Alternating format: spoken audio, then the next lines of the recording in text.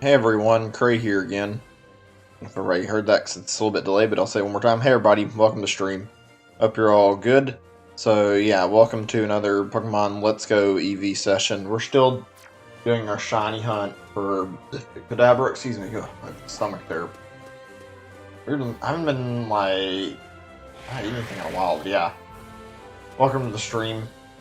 Doing our shiny hunt today. I don't know how long I'm going to be going on with this. Say one thing. I stopped a lot earlier than I wanted to yesterday, so I'd like to make up for that and do the full 5 to 6 hours I wanted to do yesterday if I can help it, but if not, it's whatever. I had like a really bad allergy problem, and it was just nasty and out of control. Like, you might think, oh, it couldn't be too bad, right? Well, I tried to keep going. My breathing was cut off. Also, when I was going to bed last night, I think I went to bed around 9 or 10. I couldn't go to sleep for at least an hour or two from allergy problems, and I had to like actually get up and like make a temporary solution with like some tissue. Or I don't know if anybody else has ever done this. There's like a little thing you can do when your nose is stopped up, and if you like take tissue and you probably stopped up, but you know what I'm talking about. When it's runny. Take the tissue, you kind of like fold it up a little bit, and then you stuff it in your nose where it can't run out of your nose. That's not something I like doing, but it like makes my breathing feel better for a little bit until it starts to get too hard to breathe with it in there. But sorry about that. My phone was left on for an alarm to wake me up. I just got through the nap actually a little bit ago, so I needed a little bit more sleep. I didn't sleep great last night. I think I got under 8 hours because of that whole nasty allergy thing. So yeah, hopefully I'll be fine. We'll see. How are you guys doing today? Hopefully better than I am. I'll just say, I mean, there are a number of things that have been bothering me a little bit today. My allergies haven't been too bad, actually. Thank God.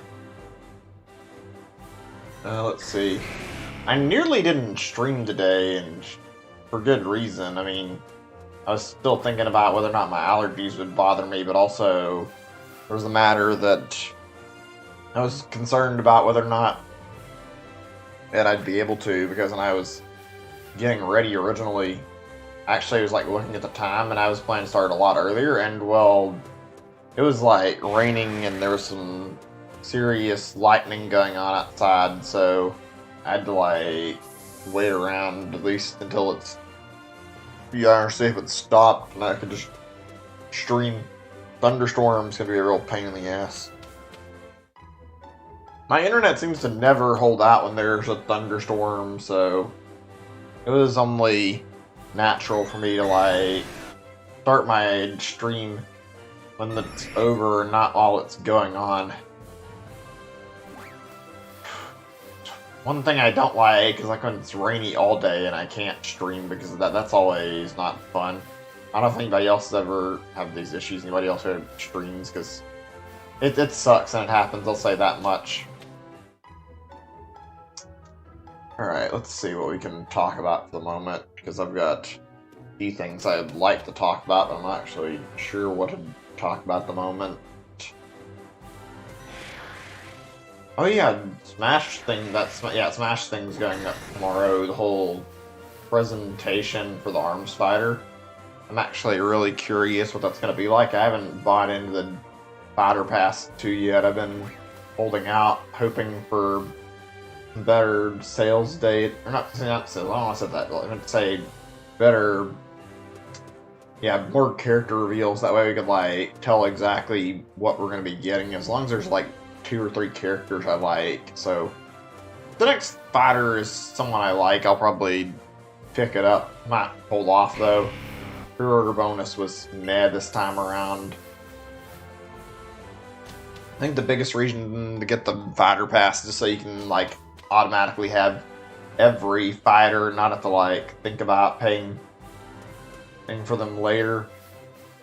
Kind of good if you want to have like an option to have like parties at the game, and you want to have people have access to every fighter in the whole game. So yeah, I'm gonna just continually keep waiting. Hopefully we won't need too much longer before we get another fighter from the fighter pass.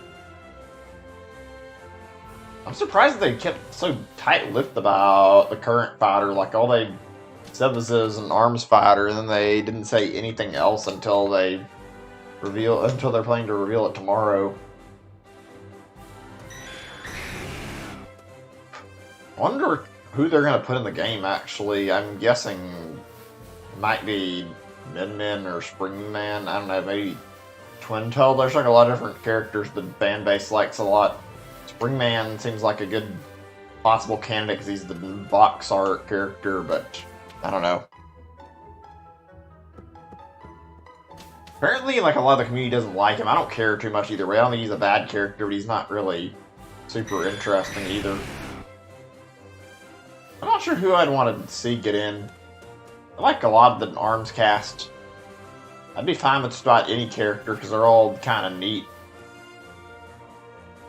I think the best, like, possible weird candidate they could put in would be Helix. Helix has always been, like, a really, really interesting Smash character for Smash potential. Like, he's got, like, strange moveset that looks really, really nice and works pretty well. I feel like it'd be a good thing to add into Smash, but whether or not it actually will get him into Smash is another thing. What's his playstyle? I don't know, they could potentially adapt like a similar thing to the way it works in ARMS. Like how it's best to jump around and start swinging at people when you're playing Helix. It tends to make his hitbox really tiny and hard to hit. Let's see. Give me a second. Come to think of it, I thought I recalled like reading about like a thing earlier. Actually, excuse me. Sorry, back me up. Ugh. I'm really sorry. Stuff comes up too often. If I mute every time it happens, I'd probably be muting too much. So I don't want to have my microphone go on mute every 10 to 20 minutes that I end up potentially getting a cough. If it's not happening, then it's good. But I mean, can't really chance it. See, it's happening to me again right now because my throat's still bothering me. I don't know if I got it out of my system or not there. Ugh. That does not feel pleasant either way. Yeah, there was something about like a news thing where people were talking about sometimes they were going to do like an interview with Sakurai, and I guess now maybe it could still happen, just be over the internet. I don't know. I know most of them, I think they're like pre-recorded as they're uploaded. Like, even though it goes live, I'm pretty sure it's like video that was put up going live. Oh man.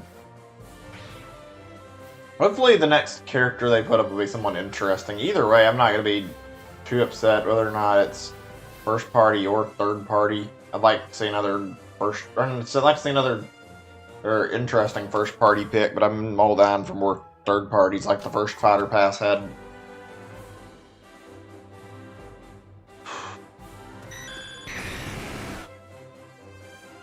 Oh yeah, there's a lot of Nintendo Direct rumors that have been going around. Oh, there it is! My shiny has finally arrived! Oh my fucking god, it took so long to get this stupid Kadabra. Just a second, let me see if I can get my link to work really fast. 1 second, actually. Need to fix this really fast. I had a slight problem with my Discord. It's not the usual problem, though. It'll take a moment.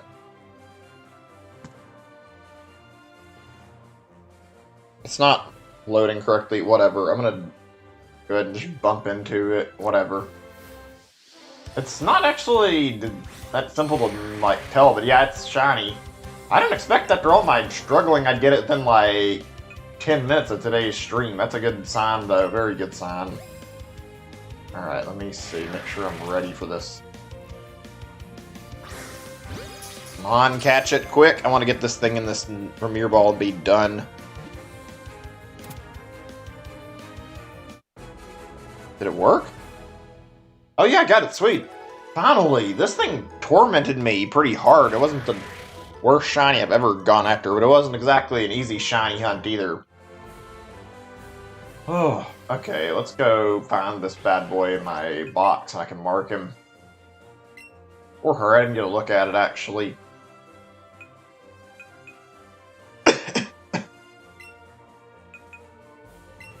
Let's see. What have we got here? I'd set the nature of Madame Celadon, so I know what the nature is. Timid, yeah. 4 best IVs, that's what the guarantee is. It's male, okay. Anything else I need to know about this thing, or is it just...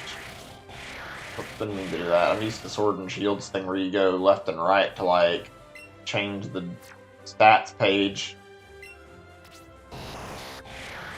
I think we're... Yeah, I think that's good. We didn't need to see any more than that. I think that's the most important.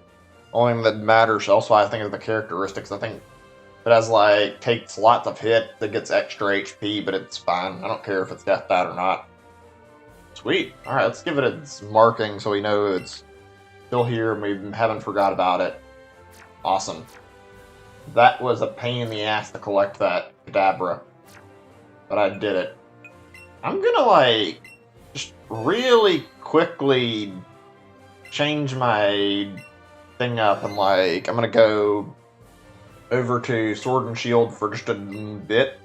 I'm gonna go move some stuff over really quick so I can, like, take care of something. I might actually have to use my phone for this too. We'll get back into Let's Go just as soon as I get done with this. I want to move over some stuff actually. Trying to get the hidden ability starters off of this for later actually, so only makes sense to get them right now. Let's see. It's not gonna work. Hold on a second, I'm trying to see if I can get this to go with my single Joy-Con. Easier to not to connect another controller, at least. Let's see. Pokemon. Oh, I have to really update it right now. Shit, I was gonna do it, but I mean... Let me see how long it'll take. I don't want to start... Or having my game, or not having my game, but having my stream lag over trying to download an update. Let's see. I thought I got all the update, unless they had like a patch already. I don't have the DLC yet, but I mean... Did I read that wrong? Or did I use the wrong profile? Let me go back in really quick. Something seems off. Let's try this again.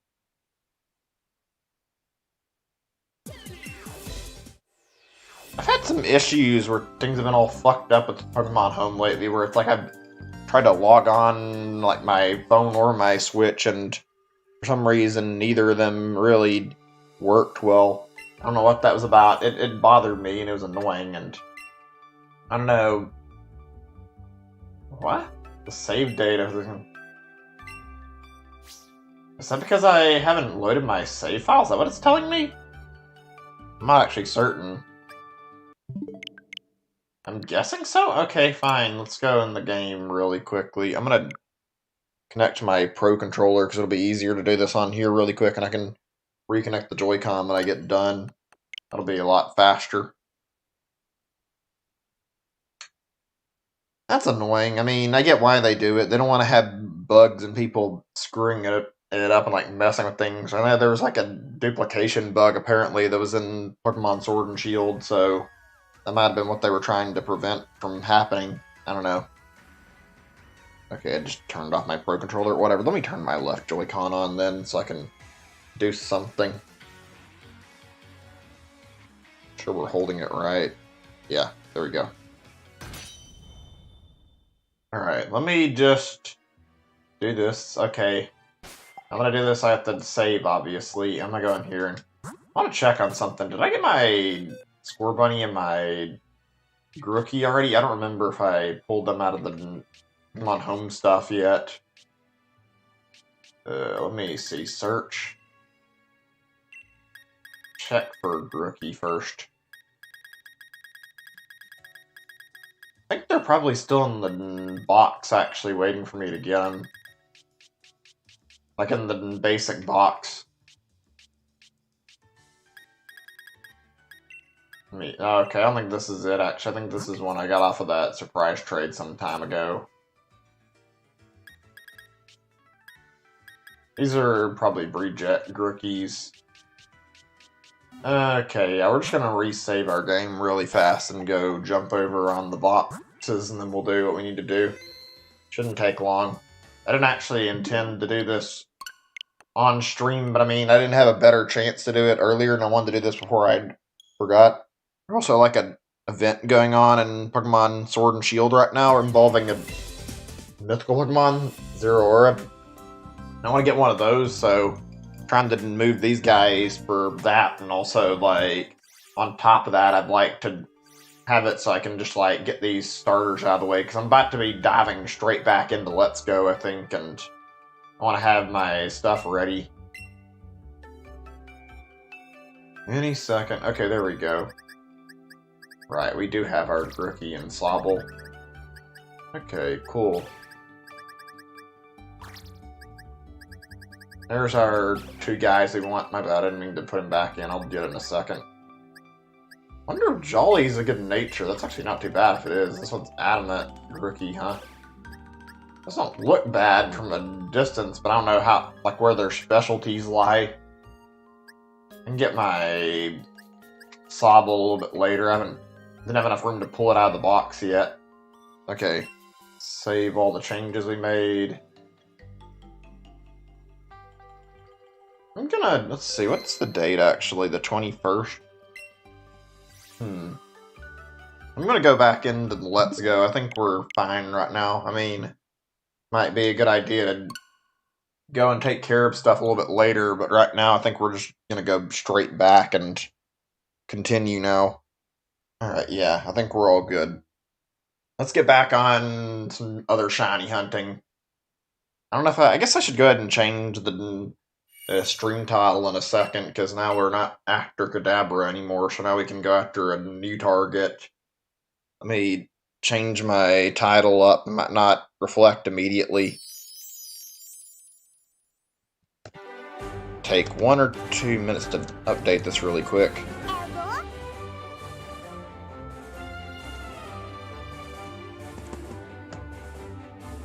Okay, there we go. This might be a pain in the ass for a shiny hunt, even more so than Kadabra. I don't think I've ever directly hunted for Abra yet, and probably for good reason. Abra is a fucking nuisance when it comes to shiny hunting. It teleports away from you if you get too close and you don't approach it from behind. I don't like that a lot. I think that's annoying, and what we're about to do will be actually easier potential for, like, more Abra and a fast shiny, but considering how quickly Abra can just nope the fuck out of the area, I'm not exactly pleased or happy with the idea that I'll be chasing it down, so yeah. Also, I don't think I've saved it. I'm gonna save one more time, because God, does it feel good to have that shiny.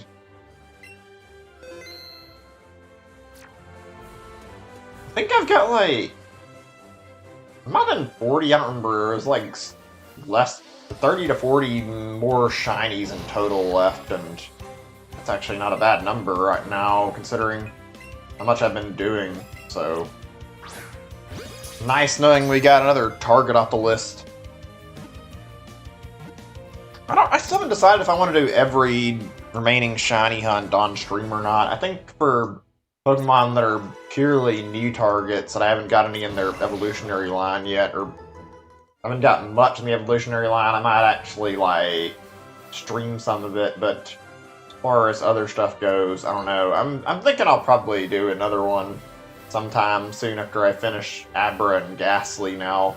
So after this, we'll probably go for Tangela. I'm going to say Tangela and Bulbasaur are the next targets I need, because I need to get another Bulbasaur for my full evolutionary line. And I don't want to be bumping into Jigglypuff. Can you please stop spawning them for me, game? That'd be nice. This isn't actually the best spot to get Abra, I don't think, but because it's, like, right beside a door, I feel like farming up to 31 over here might actually be the best plan.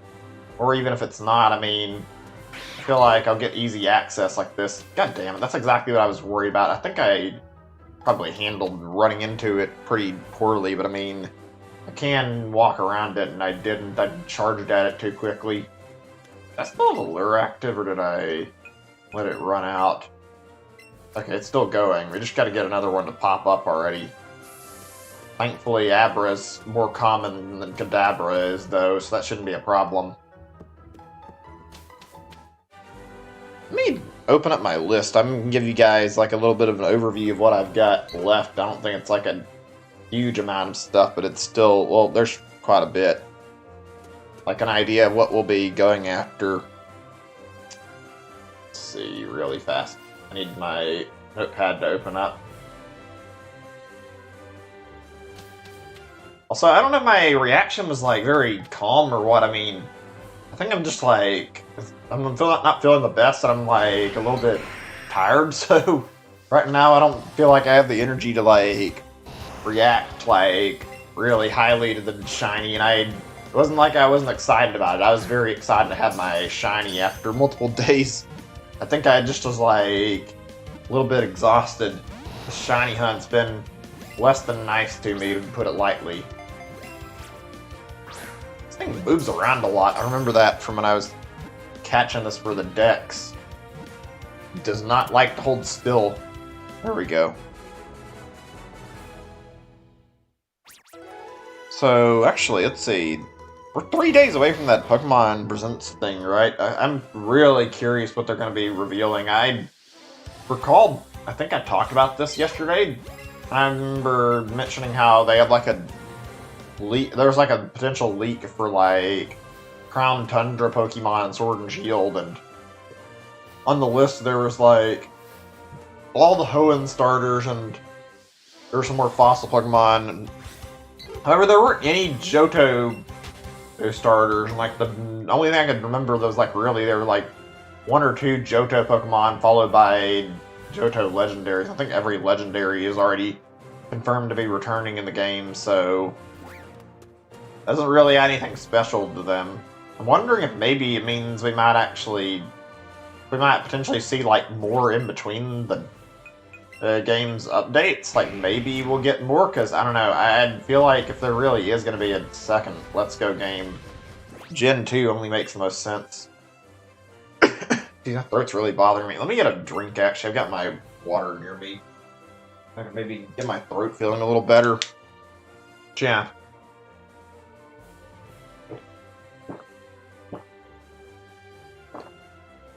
I don't know what's wrong with my throat today. It's been bothering me a lot. Didn't help as much as I was hoping it would, unfortunately. Ugh. But yeah. If they're doing a second generation of Let's Go games, it only makes sense to put the starters, at the very least, as like compatible with Sword and Shield, so I don't know why they're not on the Crown Tundra list. Are all the Pokemon that were added over the like first time they changed up the like transfer feature, just like, you know, all those Pokemon actually in the DLCs that I was meaning to say, like, are all the Pokemon already catchable? I think I've heard like Mewtwo, Mew, and a few others have not been like actually fully catchable yet. And hold on a second while I'm doing this, I want to make sure my chat works right and there's not any problems. I thought I'd read that there were like a few that hadn't been catchable still.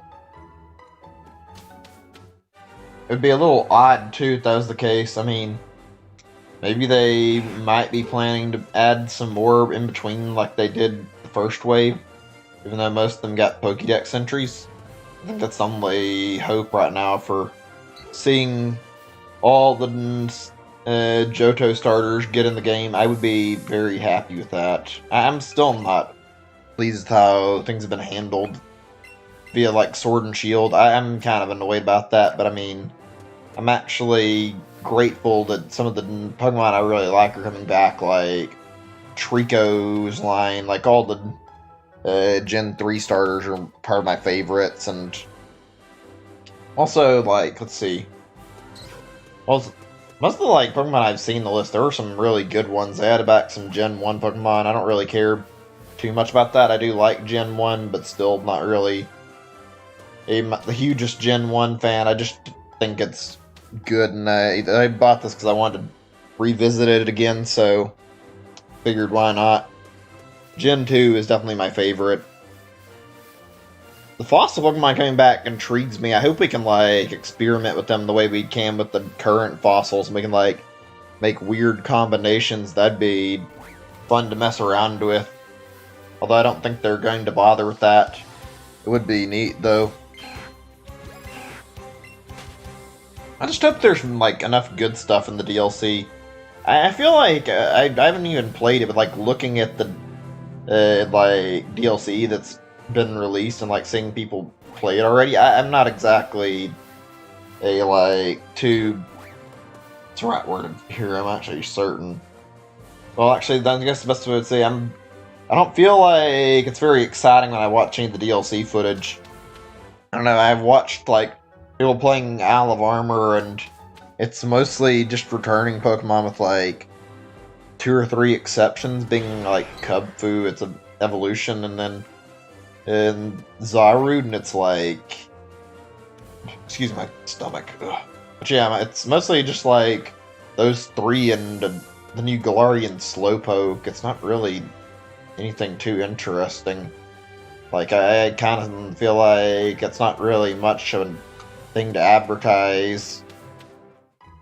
There is one thing I'll compliment the Isle of Armor stuff on, that I've noticed. Like, they seem to have made a few quality of life changes, but it's also stuff that probably should have been already in the game.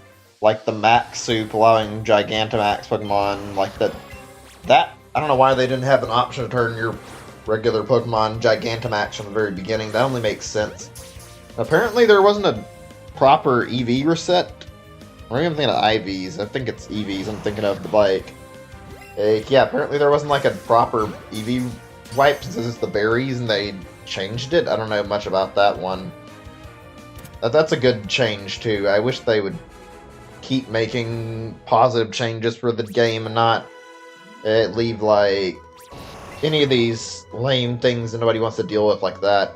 I'm curious if they're doing with the G-Max Millmetal though. That it's not one of those Pokemon you can give the soup to get G-Max, and it hasn't been released yet, and it's been like sitting there waiting for, it's like it's been in the files for God knows how long, even before the DLC released. My throat's acting really badly, I'm sorry. Ugh. I don't know what's wrong with my throat today. Ugh, I'm sorry, I have weird coughing problems right now. Let me check on the thing on YouTube really fast. I need to do one thing. Get out of this little encounter really fast. Okay, I think we're good. Making sure. Let me see. What was I saying now? I got distracted. I believe I was talking about the Isle of Armor stuff. Oh, yeah. I remember that, actually. That was a major problem I had with the game, and I might actually be changing up, like... I might actually do a few more shiny hunts in the game for stuff like that now. I mean, I was wanting to get a lot of G-Max shinies, and I did from, like, streamer friend I know that hosts them, and I thankfully got quite a few, but now I can actually transform, like, a lot of my Pokemon from Gen 8 into G-Max forms, and that's, like, actually exciting to me. Like, now I can transform my Corviknight and my Flapple that I had, like, got from shiny hunting and make those into G-Max Pokemon. That's really good, because I wanted to have those as shiny G-Max, and well, there wasn't really an easy way to go after it anyway, and I'd prefer to do the egg hunting, so yeah. I'm glad they changed things. That'll be nice, actually. That'll be like a little bit of something to return to it for. I'm also glad they did like the following Pokemon for the DLC. I didn't find out about that for a while, actually. That's one of my favorite parts of this game, is using following Pokemon. Hold on a second. Do I actually have anybody that can follow me right now? I think I had one of my party, and then... Oh, wait, I took it out of my thing here when it was following me for some reason. Didn't keep it behind me. My Magmar that I caught a long time ago. I like Magmar. I like a lot of the Gen 1 Pokemon a lot, though. Yeah, I like seeing that. That was nice, and apparently it's speed-based, though, which is like, that's a weird decision. It kind of doesn't make it very exciting to have the following Pokemon in the game. I hate to, like, criticize them for adding it, but it feels kind of half-assed if you watch the footage. Somebody had, like, footage, somebody with a Meltan following them, and it was like slowly following them, struggling to keep up, and it couldn't like catch up to the trainer. That says a lot about how lame and lazy it looks. Like it doesn't look right and feel right that the Pokemon's lagging so far behind the Pokemon trainer that it's like, I don't know, is this worth having it follow you when it's not actually fast enough to keep up with you? That just kind of doesn't look very fun to bother with. It's like only certain Pokemon are even worth it at that point. And then at that point it's like, well, if that's gonna happen, is there really a reason to bother? I don't know if you can actually turn it off or not. I wonder if it potentially slows the processing down any. Another lame thing about this is it only happens in Isle of Armor. It doesn't happen on like the main game. I recall reading about that and hearing a lot of people being disappointed about that. That's really stupid how Game Freak wouldn't just like try to enable it in the main game. I'm sure their excuses, they didn't want to code it properly and it'd take too long, and that's why they didn't do it, is because they took the easy way out so they could just get lazy. But I don't know, I guess getting this is better than nothing. I'll admit I'm really curious though to see how the Crown Tundra Pokemon look following the trainer, though. I want to see what Galarian, Zapdos, Moltres, and Articuno look like tailing behind the player. I'm sure they'll look neat. I don't know. Yeah, this game does a much better job at the following Pokemon. The rideable ones are nice, and the ones that just follow straight behind you. There's no problem with that. I don't know why Game Freak had to overcomplicate things, and they could probably just paste the code the same way they did here, probably, and like tweak it a little bit to make things work. I mean, it may take a little bit of time, but I'm sure it would have been fine. Why have the speed stat be relevant to the following at all? Like, what the fuck is the point of that?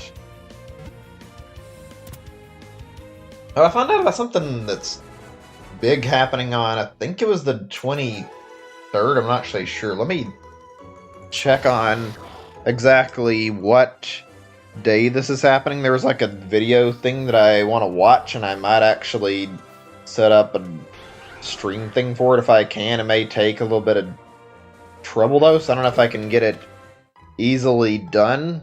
I don't know. There was a thing called New Game Plus, and it was like an expo thing, and I was thinking of like streaming this. I think it's part of like the Summer of Gaming thing, and yeah, it says it's on June 23rd, starting at 8 a.m. PST. Quite a few different companies present, being one of them like Sega, NT Creates. Let me see, what else was there? Let me get a good look at this again.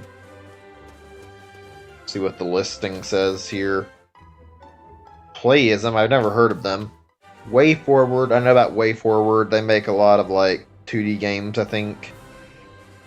Gung Ho America. I know about Gung Ho thanks to them doing Ninjala, but I know they've also apparently done some other stuff. I don't know very much about that.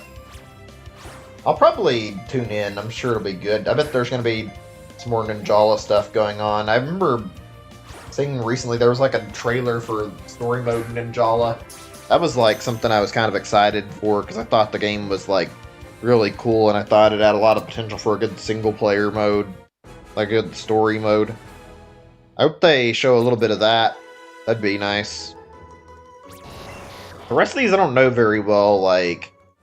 None of these I recognize immediately on sight.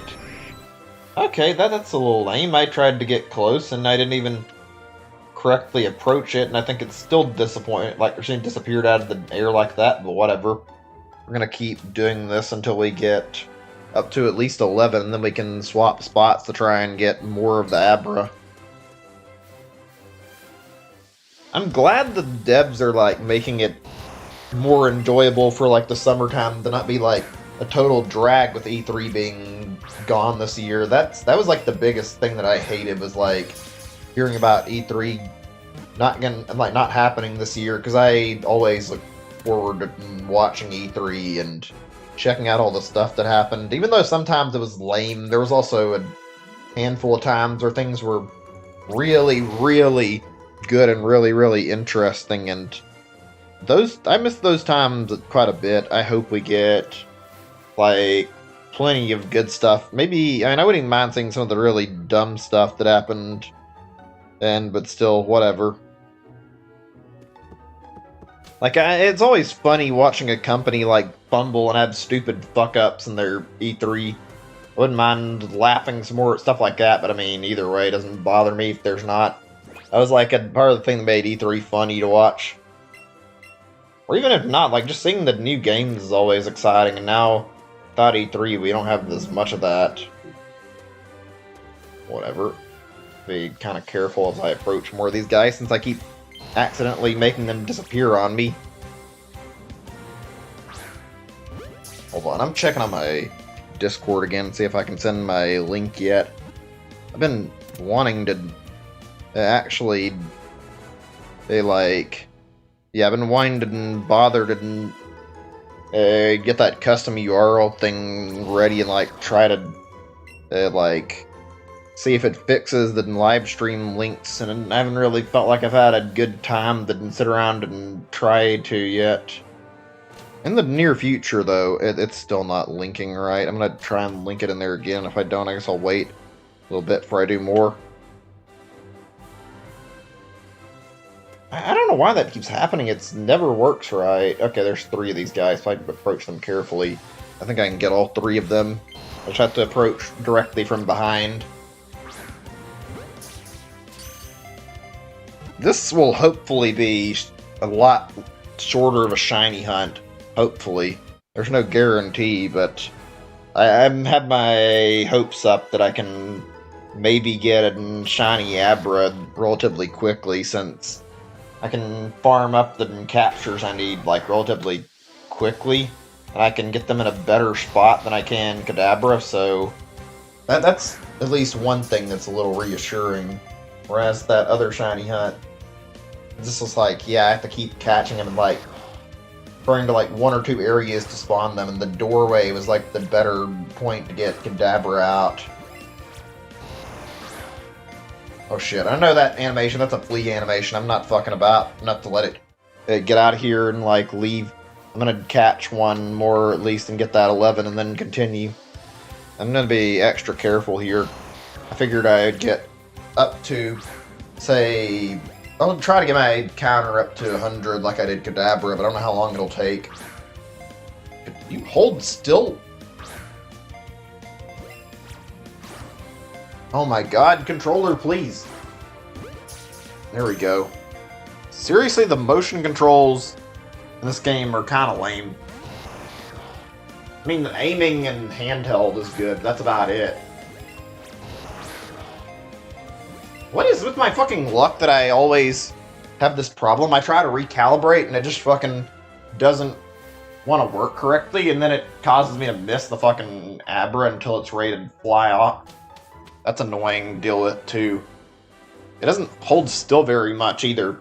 Some of these guys like to move quite a bit, whereas others like to move, like, no... They actually move none at all. That's annoying when it's something like Abra, which constantly moves and the motion controls are not really being the best. If we can time it. There we go. Hopefully that'll catch it. What a pain in the ass this Abra is to catch. It's still not caught, is it? to, like, wait it out and then time it right in the middle of the fucking throw. Oh my god. Come on, catch this stupid fucker before he can get away. I don't want him to fucking let it leave. Oh, that was close. I think it nearly ran from me and I was able to get out of there before it did.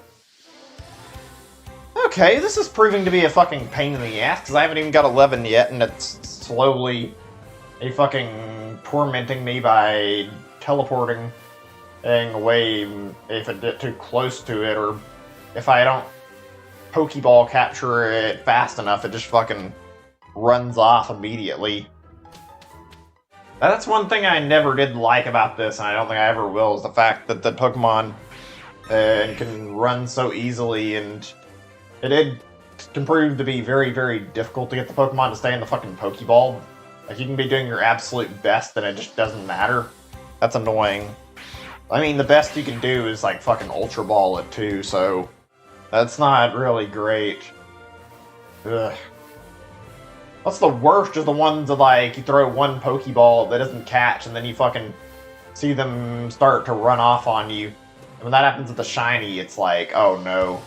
Basically, reach for the Master Ball as fast as you can. Be really quick about it, though, so they don't get away. Come on, catch. I like to move locations where I can get more Abra. And yet I can't get my fucking 11th one to get the fucking thing ready. Finally. Ugh. As much as I like this game, I've got to say I didn't agree with the general consensus about this forced motion controls thing being bad. It does not feel pleasant. Too many Pokemon jump around the screen and get the tracking of, like, the Joy-Con to be a total mess, and throwing Pokeballs to them is a total fucking pain in the ass. Like Ditto. Remember when I shiny hunted Ditto? Literally a really tiny squished up hitbox. And it's also jumping around, moving like crazy, and it's hard to throw Pokeballs at it. That's not a good way to balance that, honestly. Kind of makes it just annoying to capture it. It's like my biggest problem with the game. Okay, where's the spawn point I'm thinking of? I don't remember where I'm supposed to be looking for Abra that's really good here. I know there's one, though. Give me a second or two to figure out what I'm supposed to be looking for. I want to say it was around here somewhere.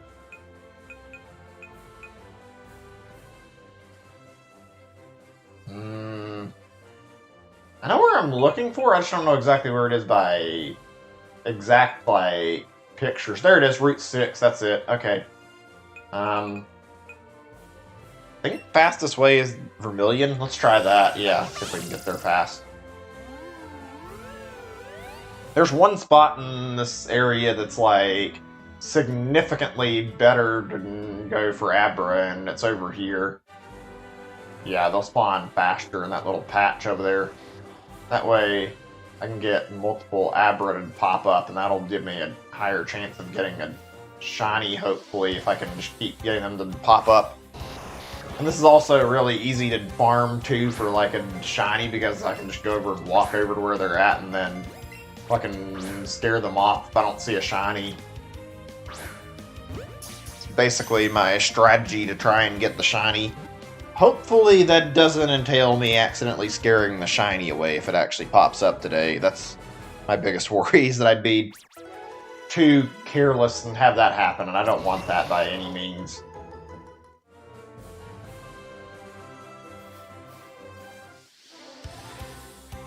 I remember seeing a video of this, like, I didn't know about this being, like, a good spot to do this. I think you're supposed to leave it with, like, not a lot of room to, like, show the other areas that he spawns, and it spawns all of everything into this one grass patch, and a bunch of Abra will show up if you do that.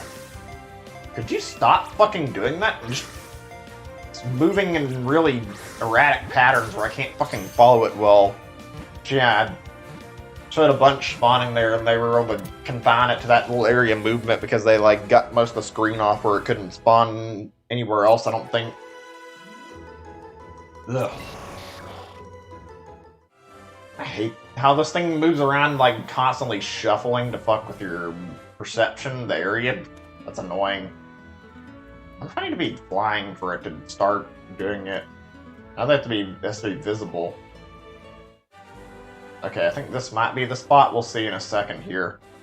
You can do a pretty good job at this, though, if you just do it like this, and then Abra should show up. At least I think. Why is nothing popping up?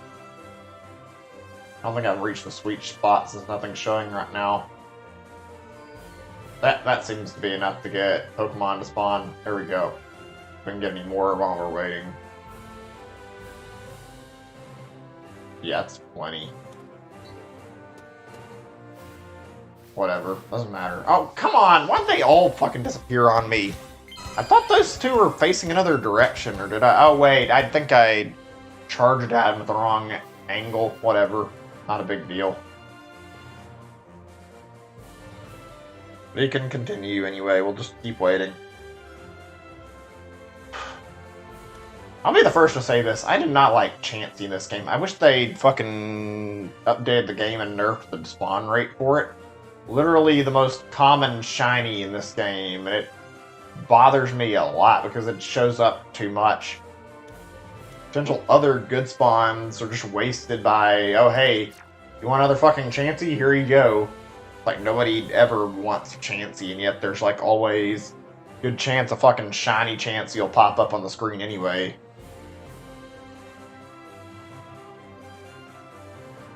We get another one at least? Okay, that works.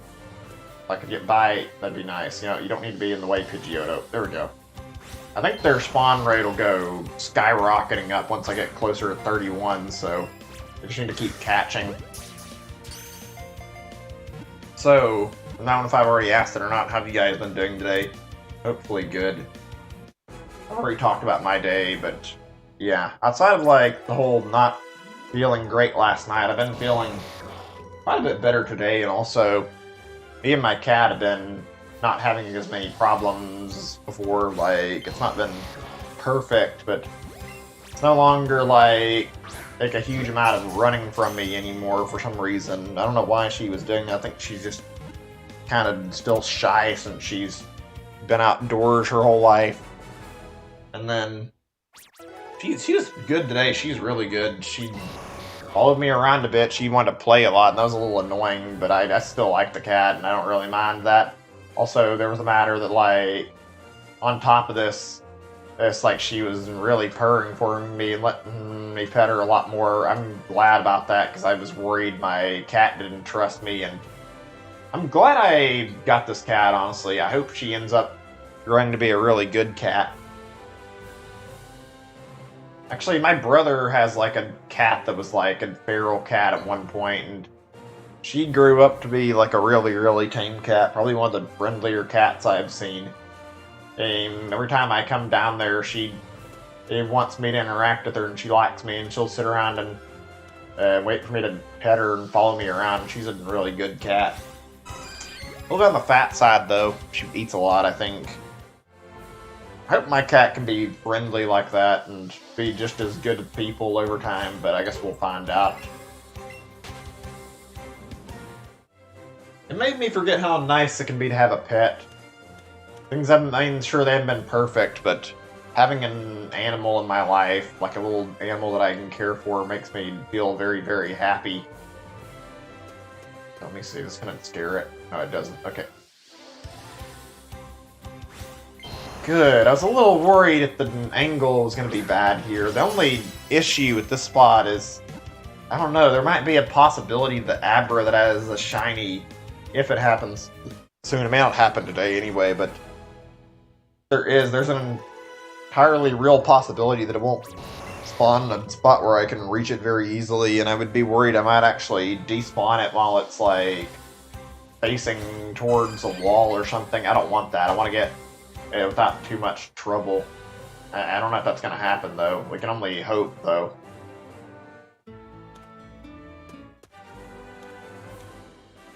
Up here, we'll stay right in the spot. I think I like this strategy a lot. It's not perfect, yeah, but it's good. I didn't want to risk the fucking teleporting problem, this would have been like how I would get I'd just get 2 Abras instead of an Abra and a Kadabra, but this is significantly easier to do it with the evolved form first, so I don't have to deal with the fucking fleeing. Here we go. Actually, I talked about how I didn't really like the catching system a whole lot, and it's not terrible, but like, one thing I do like about this is that, excuse my throat has really been acting up. Maybe if I get a drink, I'll feel a little bit better and it'll stop bothering me before I continue.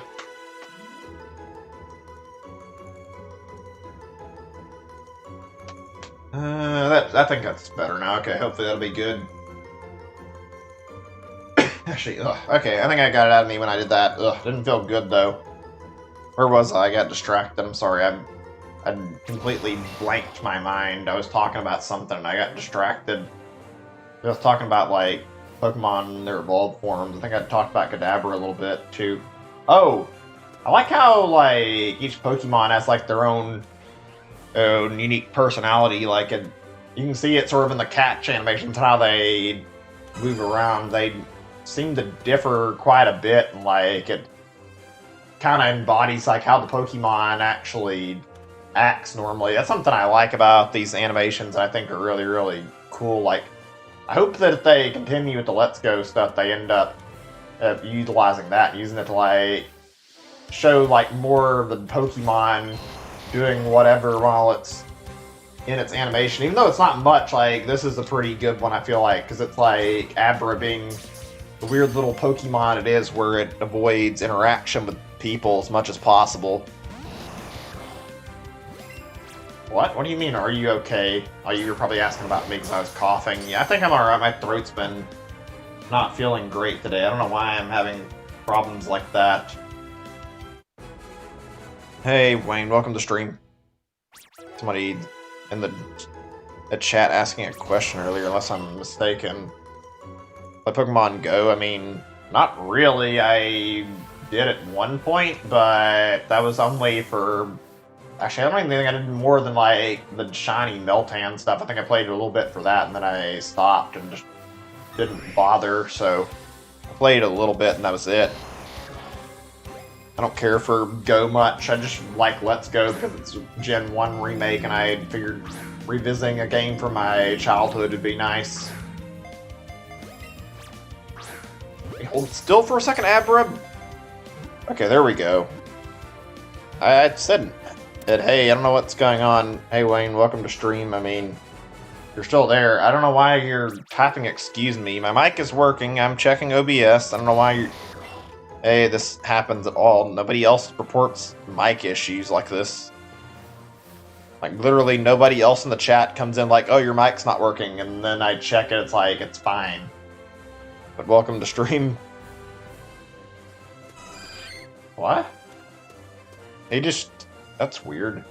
One of my regulars, but yeah, said excuse me and then left. I don't know what that's about. I've had some weird issues where it comes up and says there's stream issues, but literally nobody else will talk about any stream issues. Oh my god, my throat is really bothering me. Not feeling the absolute best. So I don't get why people will come in and like... Just type that. It's not really a big deal, but like normally it comes off as really odd when you say like, "Are you okay?" It's like, unless I'm like visibly sounding distressed by like my throat right now, I'm fine. And a lot of people seem to take it like the way I talk is like something's wrong. I'm fucking goddamn people. People have disabilities or disorders, for God's sake. You don't need to. Try to assume everybody is going to sound the same in a conversation. A lot of people on YouTube are very, very dumb to not realize that. I hate to say it, like, shouldn't judge somebody for saying something's wrong with them for not speaking like you do. Come on, catch this fucking Abra. Oh, thank God. If I lost my chain over that, I was going to be sore about that. I don't have many, but I don't want to lose what little chain I've got already. It'd be less than fun. I've dealt with too many issues like that with Kadabra. Oh boy. We're gonna be doing this for a while, I can tell. I swear, most of my shiny hunts as of, like, late playing this game, well, I haven't done one since this Kadabra hunt some time ago, and, well, yeah, most of the ones before this were not the fastest. Most of them took, like, 10 to 12 hours at the minimum, and that's not great. That whole hunt with the Kadabra, just having it end 10 minutes into today's stream is actually really, really good, but whew, that was a bit worrying that I may not get it, and I didn't want that problem. Thank God I actually did, though. That is going to be a huge relief, actually. Where we're sitting at numbers-wise. One shows up before I reach 100. I'm going to try and catch it regardless of whether or not it'll be easy. See if I can maybe get an Ultra Ball at that point. I'm going to ignore that Abra and see if I can get the spawns to happen where I want them. Might repel these guys and then respawn them. It's a pretty decent trick when you want to get rid of all the Pokemon that are on screen. Hey, welcome back. Had to check on your dinner. Everything's been okay. I've been feeling a little bit funny today because my throat feels like it's been really congested compared to normal. I'm having problems, or I've got a bit of a nasty cough for whatever reason today. But you actually missed something really good happening earlier. I was going to link it in Discord and didn't happen to be working. I don't think it is now. For some reason, Discord and YouTube links are not working for me. But yeah, I got my Kadabra, my shiny Kadabra came out like relatively quickly this stream. I was playing for like less than 10 minutes, and then after I did the door resetting, a shiny Kadabra showed up after just a little bit of time and caught it in a Premier Ball, so now it's finally done, thank God. Now we can focus on a new target.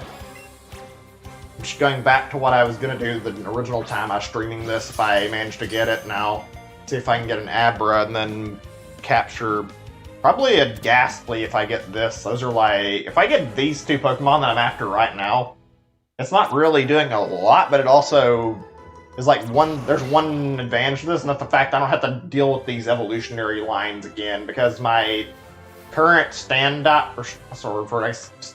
lineup I've got for Pokemon that I need to capture, a lot of them are like one stage of the evolutionary line missing, and one of them right now is Abra, the others I need Pokemon that I can evolve into a Ghastly, or not Ghastly, evolve into a Gengar, so I need either Haunter or Ghastly, and then there's some other stuff that I think I need to collect as well, like Seal, but those are like a lot of what I'm missing right now. Oh man. It really is a long, tedious experience getting all these Pokemon and going through this. It's not bad though. I've actually enjoyed my experience filling out the shiny living decks though, even though there's definitely been a lot of problems like getting all of them. It's still enjoyable when there's not like serious problems. I think once the next game comes out, they have a Let's Go 2, like I said. I think I'm actually gonna go for transfer for my existing Pokemon, especially if it's like Gen 2 remake that has every Gen 1 Pokemon, which seems like that'd be fine. I would be willing to like bring over my entire library to the second generation Let's Go. Actually, though, the only thing that would like stop me from doing that, and it's because I want to do this first, is I want to get every shiny available in this game. Once I have that, then it's fine to do that stuff. But I want to try and get this before that happens. So I'd like to collect all the available shinies. I hope they do a Mew thing with this game. That's still something that's bothered me. I don't know if anybody else has been like really a big deal to anybody else about how the Pokédex can have like every shiny, but it can't have Mew. That's something that I never liked here. I hope they tweak that. I don't think they're going to, but it'd be nice. Hang on a second, I'm actually thinking for a moment.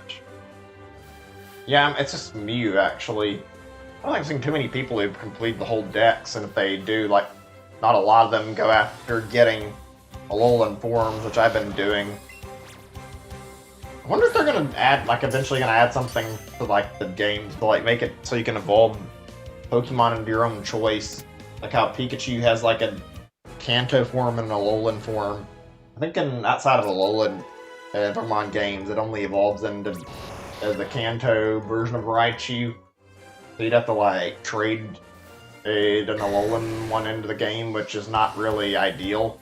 I hope they make a way to get those Pokemon without actually needing to, like, do NPC trades. That would be kind of lame to have to do it like that. Plus, that means it's, like, locked at, like, full odds, I'm pretty sure, if it's, like, only tradable, so that's not a great compromise. Oh well, let me see. I think I might have missed out on a message or two in the chat, and I'm sorry if I did. I was trying to read the chat messages, and I may have missed some stuff. Pokemon Champions? I'm not sure, but that's what... I think is that what the game I think it was called? The one that has the mobile game? I forget, actually. I'll check that in a second. I only ever played it, actually. I was gonna check to make sure it's the game I'm thinking it is. There's a lot of bootleg Pokemon games that are out on mobile, too, that are, like, trying to rip off the actual mainline Pokemon games and have these, like, really stupid-looking, like... Well, they have, like, some fake Pokemon. Some of them just have, like, really low quality, really poor gameplay, like, trying to mimic Pokemon. What am I looking for? I mean, I'm catching Abra right now because I'm missing Abra, so Abra is my next target I'm going after. Pretty much just broke off the chain the moment I got a shiny Kadabra because I didn't care about getting more than 3 Pokemon at max on this kind of shiny hunt, so I figured I would be going after this next. Actually, come to think of it, I wonder if my title changed. YouTube's got some slight problems that's live streaming. One of which I've noticed that, oh, actually the title isn't the big problem I usually have, but I'm like trying to stream, fuck off, game, control the thing correctly and toss where I want. There we go. Yeah, normally the big problem is when I try to, like, update my game ticker, there's issues. I'll end up updating it to, like, say something else and it doesn't fucking update on the first try. It's been like this for months. I have to, like, type in the game title, like, once and then do it a second or third time to get it to actually register that I'm trying to change the stream game so that I can actually start up, because I don't want it being displayed incorrectly. That's annoying when that happens. Do I wait or do I think I'm better off just going over here and then despawning everything if this will work, unless... Yeah, I think I need to actually enter a doorway to kick them off the screen. That's a little annoying. If I stay over here, it should theoretically spawn most of the things in this grass patch. Okay, I'm not sure if it's because I haven't hit the max right now or what, but there's something that's a little concerning here. I don't know if they made a patch that I forgot about, but I recall seeing, like, somebody doing a video on this, like, getting Abra, and all they did was they would, like, hover in this corner here, because the grass patch would fill up with, like, there's like 5 or 6 Abras in it when they did it, and they just kept sitting there waiting and letting them all pop up in the grass to, like, get one. That's what I'm trying to do right now, because it shows up easy. And thanks to how Abra spawns and despawns, if you don't see the shiny, all you have to do is walk in towards the group and make sure you've got if their eyes facing you so they'll all teleport away. The only problem with that is you do not want that happening when you see a shiny on screen. Otherwise, you'll be kicking yourself for letting it despawn on you. That's probably got to be one of the worst things to experience in this game. I forget if I've had that happen to me actually at any point with, like, a shiny showing up and then I wasn't able to reach it quick enough. I think I've accidentally ladder reset over a shiny at one point by mistake, and I know I've had them run on me That's heartbreaking whenever it happens, and it's not very fun. Abra could be like so much worse though. You don't do anything wrong except when it actually does appear, you fucking walk in front of it without intending to ruin it. If anybody doesn't know about that in the first place, like, well, there goes several of your hours of hard work just because you made one fuck up and trying to catch it. Let me check my Pokédex really quickly. We need to know what our number we've caught is, actually. I'm going for nerfing the rates so low that way Pokeballs will catch them with these. That way I don't have to keep wasting Ultra Balls, although I could just continue with... just use one when I end up getting the shiny, but I think I'm going to keep catching them because it keeps me occupied too. 34. Also, that's the shiny version. It's not very different from the main version. Same with Kadabra. Oh, that's interesting. So my original one I had was a female, I think. Yeah, and I evolved it up to an Alakazam. That's neat. I didn't actually notice that. Okay. Let's keep looking now. We know our number. Let me see what we... Oh, I was gonna see what my number was when I bumped into that, and then it despawned before I could, like, walk around it. Oh, that's a nerve-wracking feeling, because there's no telling where it's gonna pop up on the screen ad when it does, and God knows if it's the wrong angle, then it may just end up fucking gone. Let's see. I might be able to Charizard fly over the ones that are in that corner. Let me see. It's not really guaranteed to work. Okay, yeah, that'll get it done. If I have problems, I can sort of hover over them. It's not too bad. By the way, what are you guys expecting for tomorrow in terms of, like, the direct... not really direct, the Smash thing that's going on tomorrow? I mean, I know we're getting... thing like arms, but I wonder if they're going to, like... I wonder how many... I think it's maybe one stage. I was thinking, like, I wonder if they're going to go for more than one, though, potentially, or, like, how they're going to balance the arms fighter. Like, I'm curious about a lot of these questions. There's a lot of things that are up in the air for tomorrow's Smash presentation that we don't know about yet. That actually brings me to one thing I really liked about ARMS. Like, in the past, like, I enjoyed playing it a lot, and I remember, like, every character has their own unique, like, arms. They can use the weapons are, like, very different. And you can get every weapon for, like, every character and equip whatever you feel like and experiment with. I hope they incorporate that in some way into, like, the moveset of the fighter. That'd be really nice to be able to have, like, customization options to, like, try to throw your opponent off and not let them know exactly what you're going to use. Maybe have the reach of certain ones be limited like they would be in the game, too. I think that's kind of all the things I remember from the game, even though the characters were really, really unique. Definitely one thing that stood out to me were the arms types. I enjoyed like swapping my stuff around and seeing what I could do with different weapon types and finding like overpowered shit to play around with. That was really, really fun to do in ARMS, is like doing that kind of stuff. You never know what kind of crazy shit you'll get into either, depending on the character. Like, it's always, like, dependent on who you're using, too. I've noticed I really like Master Mummy more, like, after I started picking him up. Especially since his throw does, like, the most damage in the game. Fucking getting a nice electric attack in with him and then throwing that meaty 200 damage throw feels really good. Also, Springman and Max Brasslight get their charge-up effect for being, like, low on health, so any arm that's, like, significantly faster with charge is pretty good with them. Come on! This fucking motion control is not very good. Why could they have not just added Pro Controller support? I don't understand what the train of thought was to leave it out of the game. And yet, somehow, they're fine with it in Sword and Shield. I don't know, it feels really odd. Even weirder how Nintendo didn't stop them when they were, like, making this game, but I guess whatever. Then again, Nintendo seems to be addicted to putting motion controls in every game they make, too. Like, not all of their games, but a good chunk of them have motion controls, and some of them it feels a little unnecessary.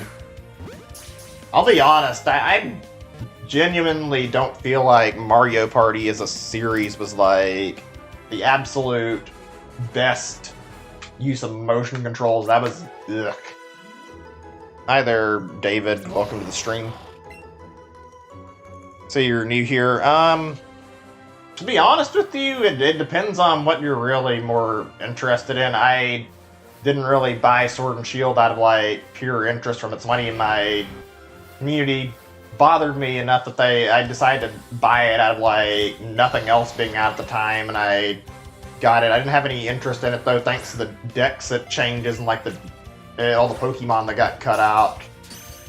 Frankly, Sword and Shield isn't a bad game if you just want a casual Pokemon experience. It's actually fun enough. I don't like it a huge amount, but it gets the job done. The DLC looks promising. There's not much challenge in the game, I'll put it that way. I think the best purpose the game has is like mostly shiny hunting, because everything else it feels like it falls flat. In terms of like the two of them, I'd probably go over and say like get Let's Go. It really depends on your personal taste, though. I like this game a lot. It's a very good, faithful remake of, like, the original Gen 1 Pokemon games, and every Pokemon feels like they're designed well, like, put extra care into, because they bothered to give them, like, following animations. Some of them have, like, riding animations where you can get on top of the Pokemon and ride them. That's, like, a really nice little touch. Also, I like the fact that, so what was I going to say? Oh yeah, I like the overworld shinies and Let's Go a lot. Yeah, I'm shiny hunting. I'm surprised so many people asked. Not a big deal to me. I guess I didn't put shiny hunting in the title, but it's not that hard to really infer that. Actually, just got done getting a shiny Kadabra a little bit ago after... Well, it was a not so good shiny hunt, I'll put it that way. I started Kadabra's shiny hunt probably a month or two ago, and I did like 3 to 4 days of like shiny hunting and nothing showed up. There were like a bunch of like shinies I already had and didn't need, and I could not get Kadabra to show up for the life of me, and I had to like stop so I could play my stream games I was working on. It didn't go over well. I don't normally have too bad of shiny luck, but that was like miserable, and then I returned to it like a few days ago, and this is like third day I got my Kadabra, so things are looking good right now. I'm happy about that. Yeah, that's the thing is, in order to get shinies in this game, you have to catch combo. I mean, I'm technically well over the amount of Abra that I need to get for a shiny Abra, but I also am working towards a little thing in Let's Go where if you capture 100 of a certain Pokemon, it'll actually nerf its catch rate, where it's like significantly lowered. It doesn't have to be through a combo either. If you just catch 100 in total and have it registered in your Pokédex, there's like the ring is like made to, I think it's like permanently green on most of them. But actually, I'm not certain if it applies to every Pokemon. Somebody actually, shit, I'm not sitting around waiting for it to run on me. But yeah, somebody actually did like a little thing and tested this on Meltan in the game, and caught like a bunch of Meltan, and the spawn rate was like still really low after like well over 100 Meltan, so I think it's a case-by-case basis. Also, I don't think it's like guaranteed to be the same for every Pokemon. I think it depends on how their normal catch rate is, because I've noticed with a lot of Pokemon, if it's like easy to catch, you catch a whole bunch of them, and I think what happens is when you get like a bunch on an easier capture, it'll like it happen quicker, but it also like goes from Ultra Balls being able to catch it really easy to like Pokeballs being even easier to catch it with. And if it's a normal Pokemon, it'll probably be like purely just Ultra Balls are in the green. Damn, for a second there I thought I saw a little bit of glimmer. The shiny in Zapdos's code is like really fucking hard to tell apart, actually. And also, and then effect from a distance looked shiny.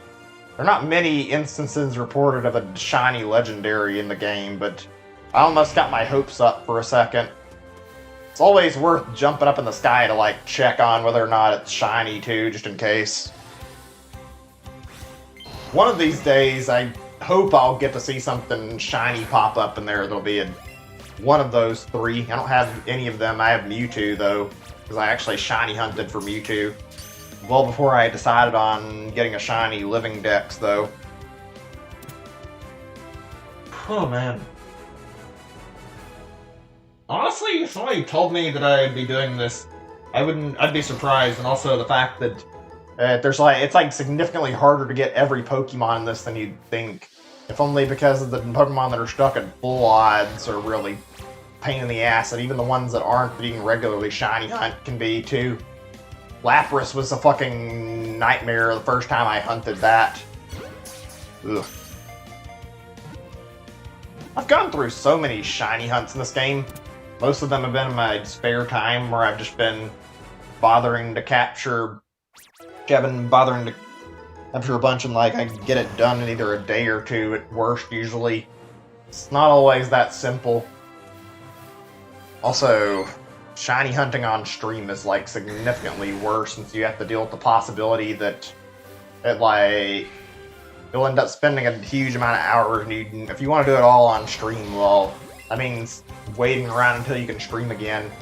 Also, this game has a major flaw in it that's not related to the catching, actually. It's related to the catch combo, but the shiny hunting has like got one serious issue that I can point out here. This game's catch combo, if you turn the game off, well, your catch combo's gone. So, once you start a shiny hunt in this game, you have to keep the game going until you can get your shiny. You don't have to leave it like the system on, but you have to put it in sleep mode every time you're going to stop. That way you can actually power it back on. If you close the game, yeah, you can kiss all your progress goodbye because you're not getting it back at that point. It's a really annoying thing to put up with. Probably my biggest complaint I've got with the game, because I like it a lot otherwise. But good God, just fucking being stuck in this game for like days in a row, not being able to switch my Switch game, feel fucking torturous. Ugh. My nose is starting to bother me. Well, it's not too bad like it was yesterday, but it's like a sneeze coming on, so might actually have to mute the mic, possibly. Okay, I'm gonna mute. It's gonna take a second to get this out of my system. Let me move over. Alright. It's already too late, I think.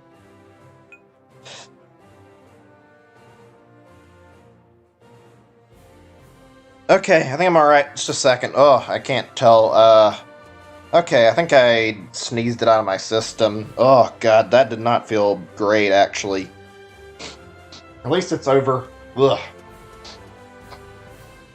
Oh, great. My allergies are starting to act up again. Let me get up and get some pills. I don't know what happened, but I'm guessing that sneeze may have, like, fucked up my sinuses somehow. I've been having allergy issues yesterday as well, so the fact that I'm having them now doesn't actually surprise me any.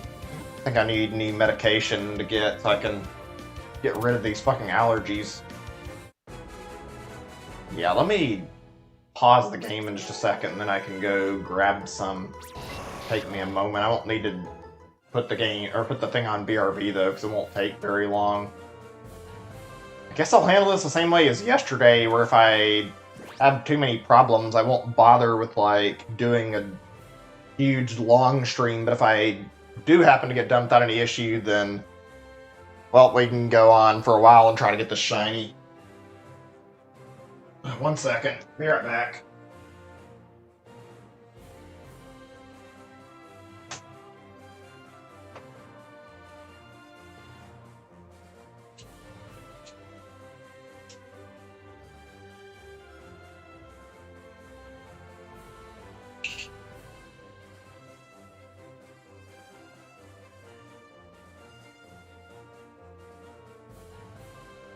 Ugh.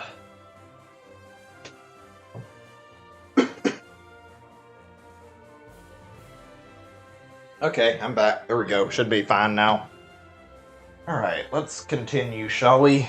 I'm just thinking at the moment, actually. I'm actually not certain what to talk about, because I've talked about a lot of shit over the past few days and been, well, more talking than normal with the whole shiny hunting, since these streams tend to last me a lot longer than I typically do. Kind of necessity if you want to get your shiny, though. On. Ah, god damn it, I missed. Again? Okay, there we go. Let's see. I think there was an eShop sale going on like a few days ago. I don't know if it's still going. I haven't really checked the titles. Anybody got any decent stuff off the eShop lately? I mean, now's like a really good time to check in on games, and I've been thinking about it.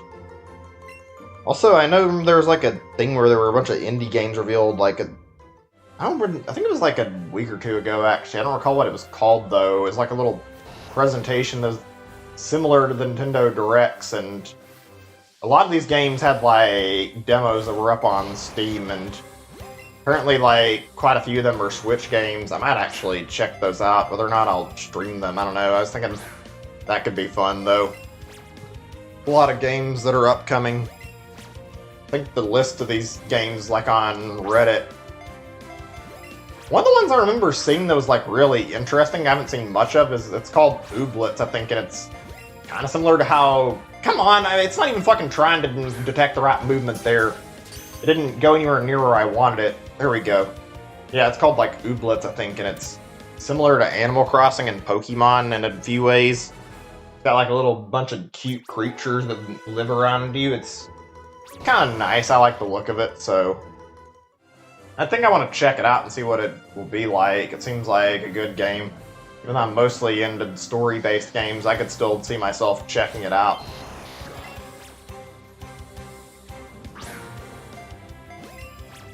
Come on. Okay, there we go. I'm gonna check on my phone really quick, because I actually like to talk about news stuff that's going on. I actually didn't check on like any news that's been going on very recently. I haven't like checked on anything important, so we'll see if there's anything big that's actually happened lately that I can talk about. I've got a lot of stuff about Animal Crossing and also some Pokemon stuff in my phone's like news feed, so there's some things. Those are just like small game things. One of them's literally just a guide for getting like a fucking bug in Animal Crossing, so that's not really anything I care to read about. Speaking of, though, I'm actually looking forward to playing that again soon. It might be another week or something, but let's see. Actually, I think it's the 27th. Let me check my calendar. It might have been 28th. There's a bug competition happening this month, actually, in Animal Crossing, and I want to stream it, so once that happens, I'm probably going to play that day and let people come over to the island and catch bugs. I feel like that'd be fun to mess around with. I'll make sure I boot up my Animal Crossing to play on that day. I'm still a little annoyed that I missed the first fishing tourney. I really wanted to participate in that, but I didn't have the money to buy the game until later, so I didn't get to participate in that.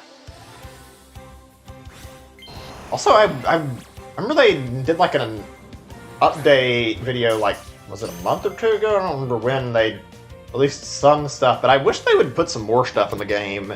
It's a good game, but God, does it feel like there aren't enough, like, reasons to keep coming back. The daily stuff gets a little boring after you do it too much, so I haven't played Animal Crossing in a while. I haven't really had the urge to go back to it, actually.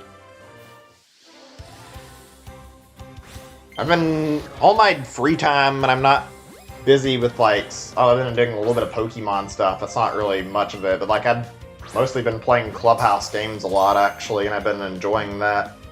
Really fun little collection of games. Plus, I can always switch my game I'm playing in multiplayer up and play something new. That's a really fun thing. I had a really good moment, actually. It's not really anything too impressive. Let me see if I've still got the screenshot in here. Like a few days ago when I was playing, let's see if I can find it on my card. On one of these. That's not the one. It's one of these. Give me a second to figure out which card has the score thing I'm looking for on it. Now it's checkers.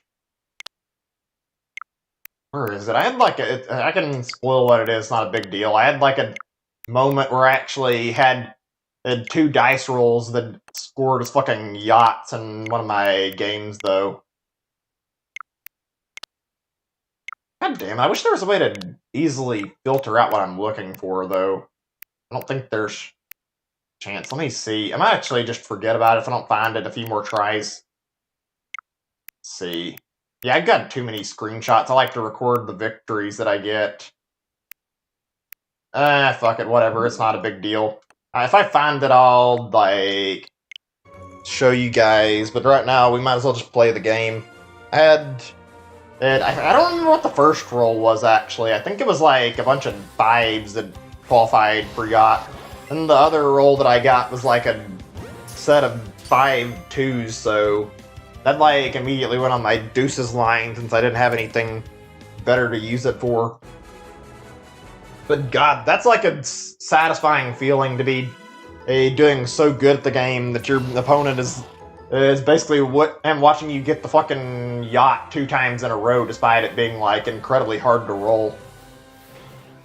I've had so many times where I played that and I'd like fuck up the dice roll, or it would like be pretty good and the game would like drop the dice over on its side right after it was like set up for a really, really good dice roll. I'm addicted to the yacht dice, I don't know why. Something about it's really fun to play. I need to play that again on stream, actually enjoy it, and only downside is I wish more people had it. Oh, man.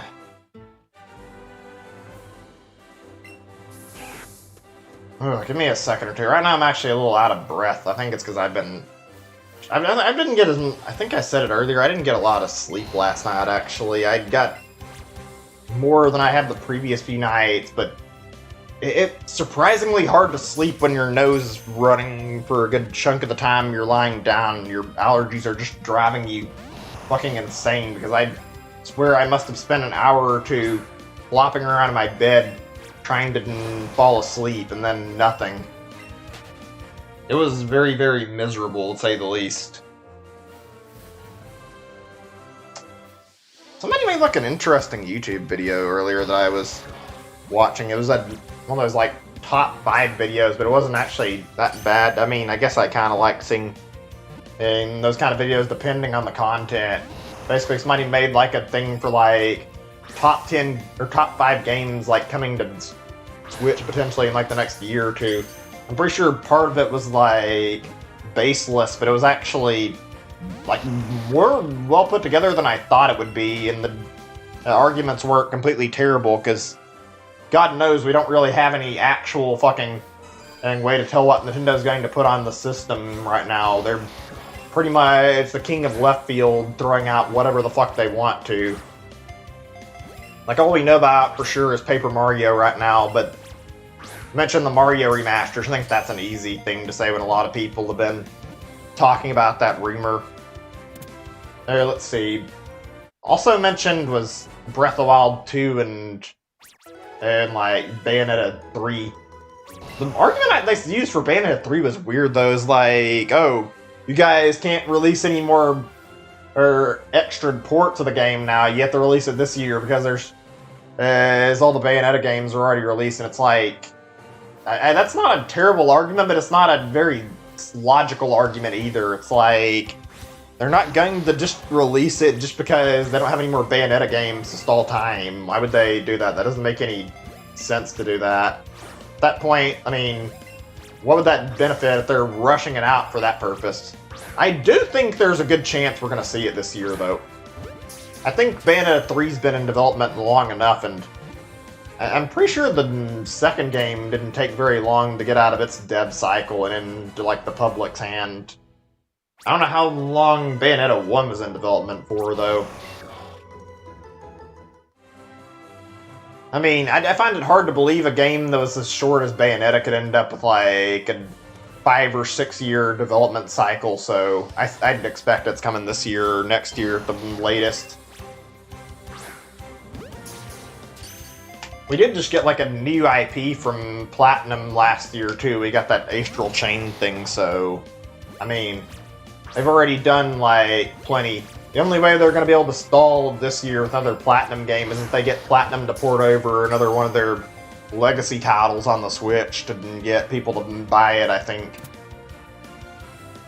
There's quite a few things that could come over that'd be nice. I remember, I don't know how long ago, there was a collection, I might have been like sometime last year with like Bayonetta 1 and Vanquish in it, and I remember that was like being talked about for a little while. It was on every platform but the Switch, and it'd be kind of nice to have Vanquish get released on Switch since Bayonetta 1's already there. Every other platform seems to have it, so why not put it on Switch now? Doesn't make sense to leave it out. I'm pretty sure Vanquish is old too. Not like a game that's like recent, like I think the game's like 5 or 10 years old, so it should probably run on Switch. I'll never get why more devs don't put their older games on Switch. I mean, I guess it's laziness, and they mostly want their newer stuff to make money on it, but I mean, probably get a quick buck if you just put it on the eShop and didn't really bother to do more than like make it work right and don't leave it buggy. I'm sure a lot of people would be fine with like a straight port without too many changes. I'd actually like that. There are some more older games coming on, or games from my Steam library that I can play on my Switch so that I can just have them at my disposal quicker and easier than booting it up on my laptop and playing it. I don't know, I just never use Steam anymore for any reason. I sometimes check on like Steam sales and I'll play an occasional PC game, but I have gotten into the habit of not using Steam often. Is that a Charizard? I couldn't... Yeah, it's a Charizard. I'm trying to make sure. I wouldn't have been surprised if I had saw something else in the sky. I got my hopes up to maybe I was seeing an Articuno tail. It's weird talking about that. I think I brought this up like yesterday because something similar happened. Like Articuno's tail is like really curvy, and for some reason Charizard's head at that angle looks similar to how the silhouette of the tail does. Okay, I'm gonna Google this because I'm curious. Vanquish. I want to see what the release date was. It's apparently released in October 19th, 2010 was like the original release date. So yeah, this is a 10-year-old game, and they ported it to every other system but Switch. All I can think of is that maybe they didn't have it prepped and ready, but if it's that old, surely it can run on Switch. It's not that underpowered. People love to say, oh, Switch is weak, it can't get stronger games, but there's no reason why a 10-year-old game shouldn't be able to run on the Switch. Also, is chat working? I just want to check. Looks like it. Just need to make sure. Let me see if my Discord's actually working still, or if it's having issues. I'll go ahead and, like, try to link this. 1 second. Okay, it's working now. That's weird, though. Oh, no, never mind. I thought it had the wrong title. It updated. Let's drop this in the Steam announcement, or stream announcements. There we go. Alright, let's continue now. So hang on a second. I'm thinking about something here. It's not a big deal, but, like, there was mention of this, like, event that's being hosted by Geoff Keighley. I don't know if I'm saying his name right. That Summer Game Festival, or whatever they called it, to replace E3. Does anybody know if that's still supposed to be ongoing for a while, or if that's just, like, it's ended and companies are doing their own thing? I actually don't know. But there was, like, a schedule released for how this thing was going to be handled. I know the PS5 reveal is, like, part of it. And apparently Microsoft is doing their own proper reveal, like Xbox Series X, with like more on the console and more game stuff by like next month, with like some stuff to see. Like, I think they're gonna tell us more about the Halo thing they're doing right now. That'll be interesting. I don't think I'm gonna buy it because I can get the games on PC, so why bother? But seeing all the games will be cool either way. Oh yeah, there was a price leak earlier for the PS5. I don't know if it's a credible leak or not, but it was like on Amazon, where I think it was this on the European side. It might have been the Italian side. I don't remember which one, but There was like a leak with a price and a release date on it. It was mentioning November, and I believe the price was like $3.99 for the digital edition or something, and like $4.99 for the normal edition. So it was basically pay only $100 less for no disc drive, or pay the full amount for a disc drive. Not the best pricing in the world, but it's not terrible. But I mean, I don't think I want to pay $500 to get a PS5. And I remember hearing Microsoft having a rebuttal, like basically saying they would have like a cheaper system, like $200, $400, and $500 options for the new Xbox. Oh my. Hold on a second. I actually just thought of something I want to talk about a little bit later. Small thing, but something I remembered. How many of you guys like watched like a lot of late night shows back when you were, well, when you're younger or whenever, like in general? Like, I know not a lot of people bother watching TV shows anymore, but I mean, at least when I was like, well, I mean, when I had TV, I would watch quite a bit of TV, and I would watch like whatever. There were some good shows that would come on occasionally. They weren't like super common. Adult Swim was always something I looked forward to, because it was like a lot of good shows on it that were interesting. Some of the Adult Swim programs are kind of trash, but some of them are really good. Actually, surprisingly, I didn't mind Family Guy too much. It wasn't great, but it wasn't... I mean, I feel like a lot of people gave it a lot of flack, and to be fair, Family Guy kind of fell flat after like so many seasons. I can see the hate for it now. It's not really as funny as it used to be. That was one of the shows that I would watch on there. It was alright. I think everybody's sick of it though at this point. The jokes are just overdone and really stupid. Same with The Simpsons, how The Simpsons has like run its course and everybody's basically through with The Simpsons because the jokes aren't very funny anymore. Also, when did Disney get the license for The Simpsons? Because I remember looking on Disney Plus and like seeing The Simpsons on the list when I was at my brother's place. I was surprised about that. I didn't know Disney had the rights to The Simpsons, actually. Must have been like a recent purchase. Actually, let's do a little bit of research and see what Google says. Let me get my foot in a better position where it's not aching first. I had a problem, sorry. Okay, we need 30 more Abra, and then we can continue to just hunt them without doing this. Okay, let's Google search this really fast. Let me get the results up so I can see what we've got here. That's weird. Why is there only one? Okay, there's two that have popped up. There weren't very many that have shown up on my screen yet. See if we can get a third one before we jump into that spot there, though. Anything? Oh, why is it still so low of a spawn rate? I don't think it's that bad. Okay, it's showing now. Let me see, where was I? I was talking about The Simpsons. Oh yeah, now I remember. We'll get to that in a second after I get out of this fucking Chansey encounter. There we go. Let's see. When did Disney buy that? I'm just curious.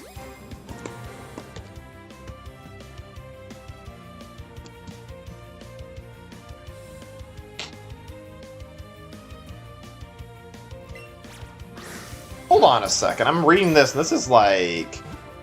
That's weird. Unless... Oh no, this is talking about a fucking prediction. That's not what I was looking for, but it says... Is on Google, when I look at it, says... Is like Disney... like it predicted that it'd get bought out by Disney in 1998, which is actually funny that they reference that for some reason. It's always weird seeing shows do like meta humor like this, and then something like this happens. Like, I think the same shit happened in South Park a lot, where they made jokes that are really dumb like this. They also ended up coming true later on. That doesn't answer when the actual day that it got bought out was. Let me see. Let's see if there's anything that's mentioned here. I'm looking at an article to see if there's a mention. All I see is right now is an article from 2019. I actually had to look at it earlier. There's surprisingly not a lot of like info on when the series got bought out. Let me see here. Yeah, I don't see anything. I probably was in 2019 then, if I had to guess. Disney's been like really active lately. I mean, mostly with their buying out like different shows, but seems like I've seen a lot more from Disney in recent years than normal. It's not even counting their really shitty stuff as recently either. Like, I'm sure most of you guys have noticed Disney's started doing these fucking live-action movies that nobody really cares for. They're like remakes of old classics, and it's like, do we really have to do all these fucking shitty-looking live-action versions of action versions of movies that nobody wants to see? Like, is there really a need for that? Do we have to turn every fucking fairy tale movie into a live-action movie? There's no point in that. It typically just makes it look weird and takes away from the charm of the original anyway, so I feel like it does more harm than it does help. I don't know, maybe I'm being a little bit on the negative side. I genuinely don't see why they're bothering doing this. Come on, controller, I can't fucking predict exactly where it's gonna go if it's not gonna follow my motion. There we go. I remember that Lion King thing, I didn't see it in theaters, but it looks kind of terrible, to be honest. I don't know what Disney was thinking. Making an animated movie about lions into a live-action movie, or it's not really live-action, but it looks like they're trying to turn it into real-life stuff, and it's like, this is stupid to be doing this, Disney. Whatever. I haven't looked at the Aladdin one yet too much. I don't know if it's terrible. I know there's too many of these weird remakes. I don't know what the fuck Disney wants right now that they're making all these for. Also, they've made a really smart move acquiring Star Wars. I mean, Star Wars is like a really big franchise, and now they get all the profit off of Star Wars. Well, I've heard the like latest trilogy with like the sequels is not very good, so I mean, I don't know how that went over. Oh boy. Surprised this is taking as long as it is. Not that I mind it, it's just that you'd expect after enough time that it'd have a shiny pop up and I wouldn't be stuck waiting over this, but hey, whatever, that's fine. How many do we have right now? Like 72 or something? Yeah, 72 caught, and there's 75, I think, in total. See you in a second.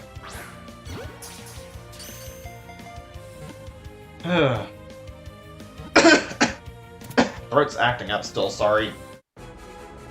I don't know why I always get congestion problems so easily, and it bothers me when I have to cough on stream. It's not something I want, I'll put it that way.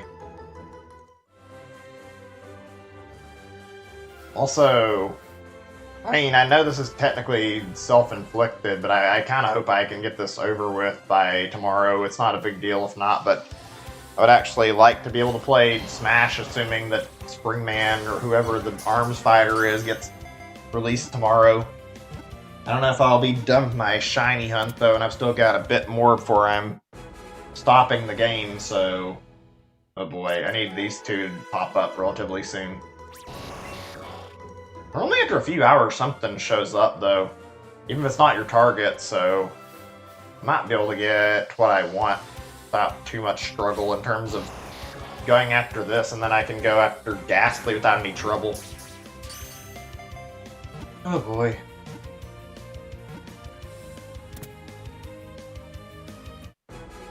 I think my biggest fear that I've got left in this game, and this is like a small thing, like I'm shiny hunting a lot, but like, actually, my biggest worry is like with all the trade evolution Pokemon I need to get, and there's a few that I need still. Especially when I have to go for Alolan Golem.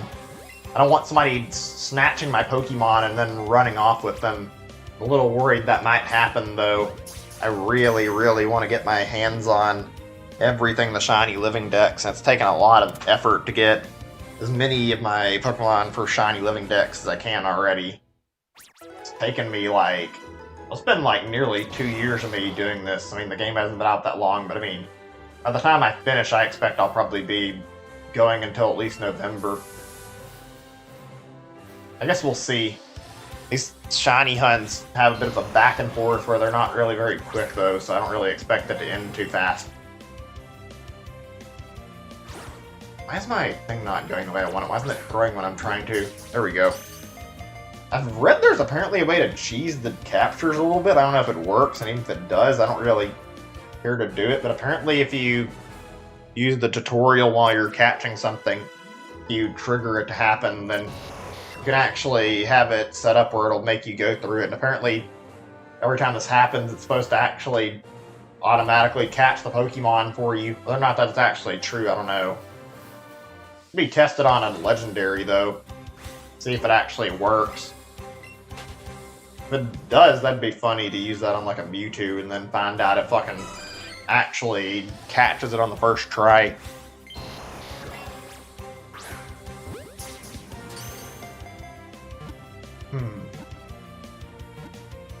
Oh my. I'm curious if anybody's still listening though. This is a small question. Anybody want to see like a Pokemon Snap playthrough? I might actually set that up. Throat, oh please. And actually have enough interest in doing it. I've been like looking to do a playthrough, and now the new one's is announced, and I figured that's another excuse to go back and play it eventually at some point. I like to play like specific games in order before I do certain streams, and I think the new Pokemon Snap releasing like either this year or next year. It makes sense to me to go back to Pokemon Snap like the original one.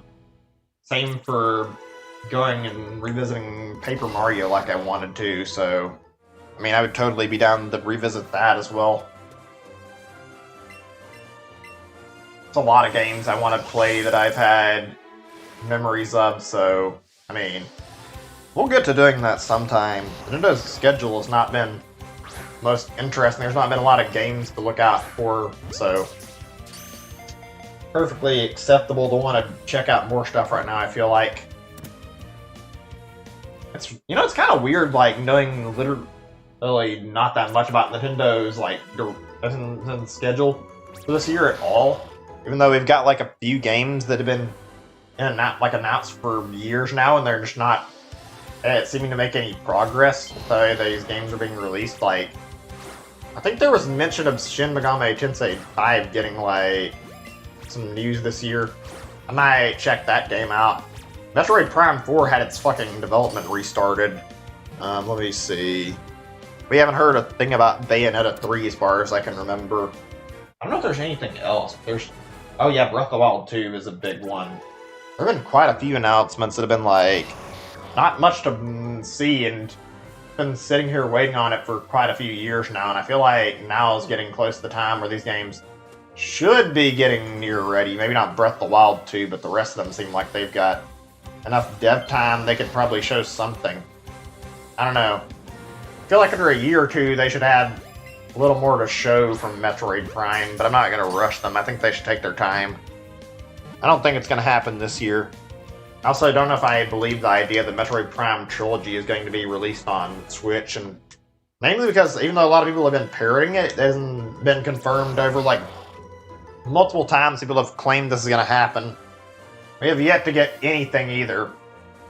Something tells me there's not going to be any Metroid Prime Trilogy re-release. Maybe I'm wrong, but certainly feels like they're not going to. It would be nice though, let people catch up on the series though. Been good 13 or so years since Metroid Prime 3. I mean, might be good to have a refresher for the story actually.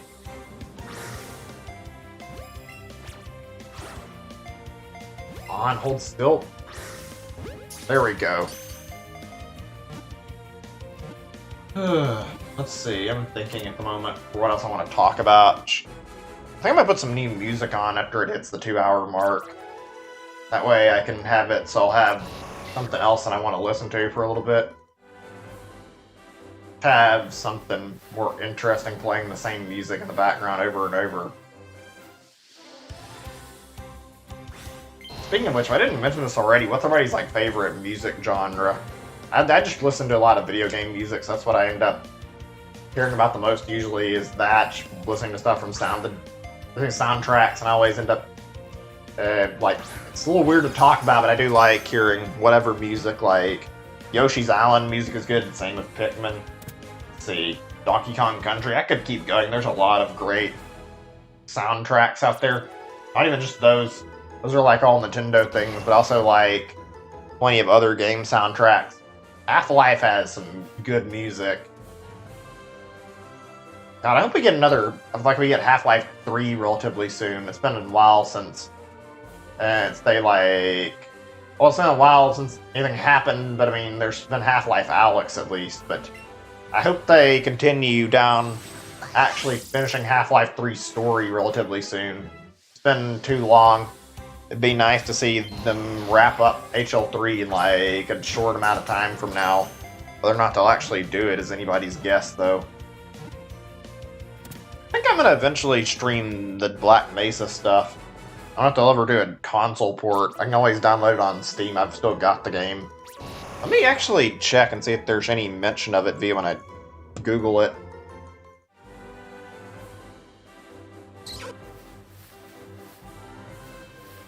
I think we're near our total of 100. Black Mesa console port. I'll just put that as a question on Google and see what it shows.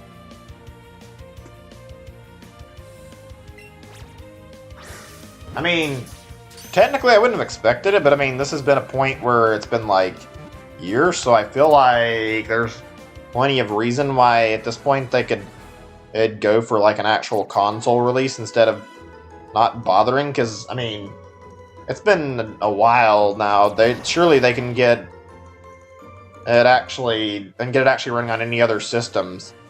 Apparently, when it's like I googled it up, all I saw was like a result them saying they wouldn't put it on any other PC OSs apparently, as well as consoles, which is not great to hear. I mean, I guess they're a small group, but still. It's been widely successful enough that I think console ports could be managed. They could outsource it to somebody if they wanted to, but I don't think they will. It'd be nice, though. That actually reminds me of something. I'm actually surprised, like, Valve let them get this, but yeah, let me think here. What was I gonna say? I forgot. Oh yeah, I don't think I've ever seen a Valve game release on a Nintendo platform, unless I'm mistaken. Because all I remember is basically... Well, no, there's nothing as far as I can tell. It would totally make sense to put something on a Nintendo platform. Their games would probably be a hit there. I've noticed a lot of overlap between Valve fans and Nintendo fans too, but I mean, whatever. I don't know, I used to play TF2 like really addictively in the day. I would probably be interested in potentially seeing how it played if it got ported to Switch, although I don't really care much for playing it anymore. I kind of broke my addiction to it and stopped playing it. I'd probably be willing to see what a port would be like. Also, let's see. I know a lot of people like Counter-Strike. I guess they could port that. The Portal games would be a really good fit on Switch, I feel like. Works well with the target demographic, like... Portal's a great series, and I'd love to see, like, Portal 1 and 2 come to Switch. If it'll happen, awesome. If it doesn't, whatever, I understand. I love Portal, though. It'd be great to have, like, a really portable version than Switch. I've always noticed people meme a lot about, like, when you talk about if you have a laptop and you have a Switch, and it's like, that's not real. If you're saying somebody's is done for having a laptop as well as a Switch, you're kind of missing the point of why they're owning a Switch. Sure, laptops can be portable too, but Switch is very lightweight, easy to take with you anywhere, whereas a laptop is usually fairly big, and lugging it around isn't exactly simple, especially if you want something that's actually strong, so... I would feel like, yeah, the Switch is better 99% of the time, you're just bringing a console with you. Gotta be the dumbest meme, like, yeah, I have a laptop, but I also have a very, very decently sized laptop, where if have you ever tried taking a laptop out in public? A lot of people can probably relate to this. Like, you take it out, it takes forever, and it looks awkward, like actually pulling it out of the bag and, like, setting it up. If you want to do that to play games, it could probably just look really dumb, like wasting all that time just to put it up to play a game. If you're doing it on your own time, that's a little different, but I wouldn't want to sit there and like fumble around with everything just so I can play a game or two. Much easier to just use my Switch for that purpose. Plus, I like Nintendo's stuff a lot, and they're the ones who put most of the stuff on the Switch in the first place. I mean, there's a good chunk of third-party, but most Nintendo consoles are great because they have a lot of good first-party games. How's our counter looking? I didn't keep track of how many total I've caught, because I need to have an eye on how many I need to get before I've got to 100. Let's see. Currently we're at 92 right now, so we need to get our hands on 8 more before the catch rate is like what should be the max, so it'll be good to catch and easy. Oh man. God damn it. Whatever, it's only an ordinary Abra. It disappeared really quick though, just fucking noped out like immediately.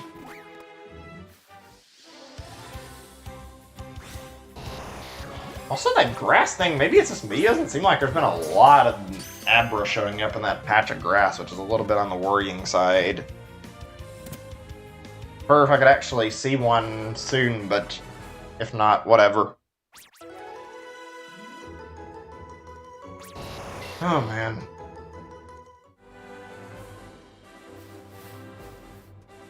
We're at 93, I want to say. Okay, this is looking good.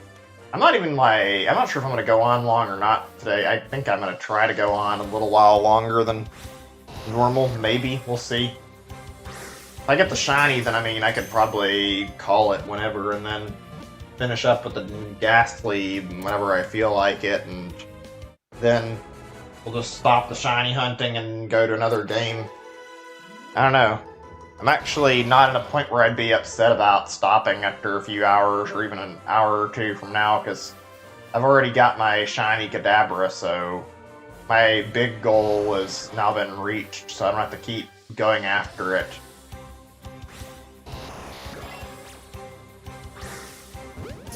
A little bit more. Hi there, welcome to the stream. I don't know how to pronounce your name. But welcome to the stream nonetheless. I'm sorry, if I say that, I feel like I'm going to butcher the pronunciation. I'm really bad with names sometimes. If you enjoy the stream, been doing shiny hunting for a few hours, talking about whatever. Talked about games mostly and some other stuff.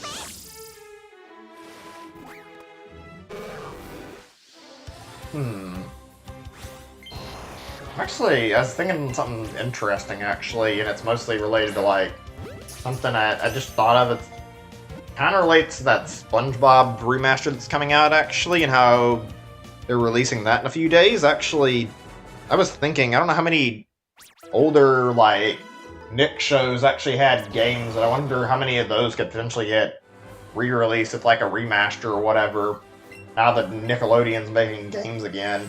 I forget, did Nick have, like, a proper channel for, like, old shows that are retired? I know Cartoon Network started something like that. They gave people access to Boomerang, where a lot of their old shows are. Kind of nice to sometimes just turn it on and watch and see what's on there. I don't know if they phased shows off of Boomerang or not, actually. I would assume that they had to at some point. God, I wonder how many TV shows have been just lost to time and, like, actually been gone because it went off air and nobody actually has it up anymore on their services, or even if they did, it's not very well known. You can look stuff up online, thankfully, but still. Probably been a lot of shows that have nearly gotten lost to history like that, especially if they're not very popular. Okay, let's see. How many are we standing at right now? I think when I hit 97, it'll be enough to have the 100 total. Just a little bit further from 97, too.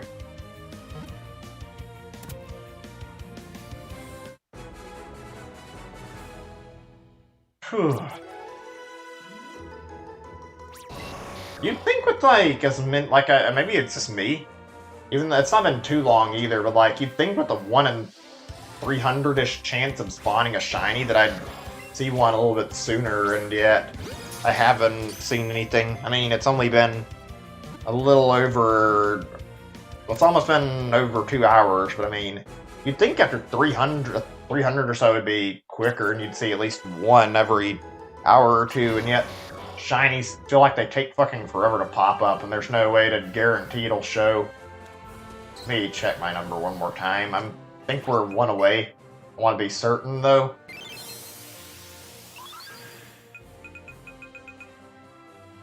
Abra. Where's Abra in here?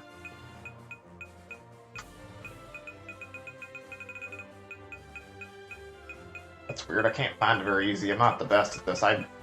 Personally, I like to sort things by alphabet so I can like find it easy. Yeah, alphabetical order helps a lot. 99. Need one more Abra to put ourselves into the 100 Abracot. So after the next one, we should have enough to get hopefully easy catch rate so we can get our shiny. We haven't had it pop up either, so I mean, it's fine. Come on, catch.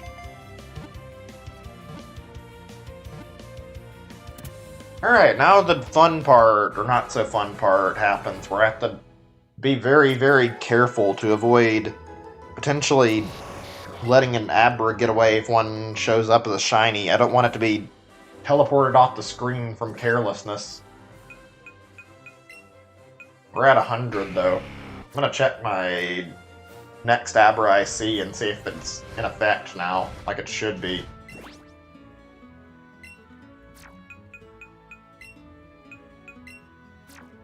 Okay, there we go. Let's go look at this one really fast then, I guess.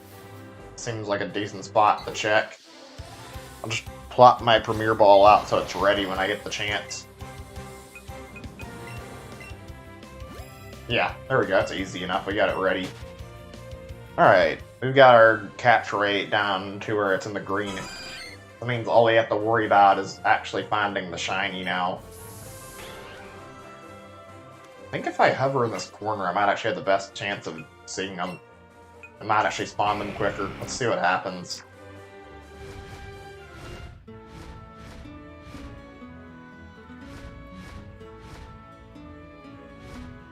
We'll be waiting here for a while, unfortunately, because this is the best way I can think of to actually spawn it. Is it not spawning anything right now? I don't see anything new popping up. This is the only problem with this, is you have to have like a very, very precise spot to keep the spawns happening. Okay, this might actually not be as easy to use as I thought. It's not terrible, but I mean, you have to really locate yourself right in the perfect spot, and the movement is like not easy to get precise. That might work. Let's see. Actually, I'm trying to cut out the grass so I can have like only a limited pool for it to spawn in. Man, my lure's going? Why is it only one right now? I went all the way up to having 100 total Abra. You'd think there'd be a bunch of them showing.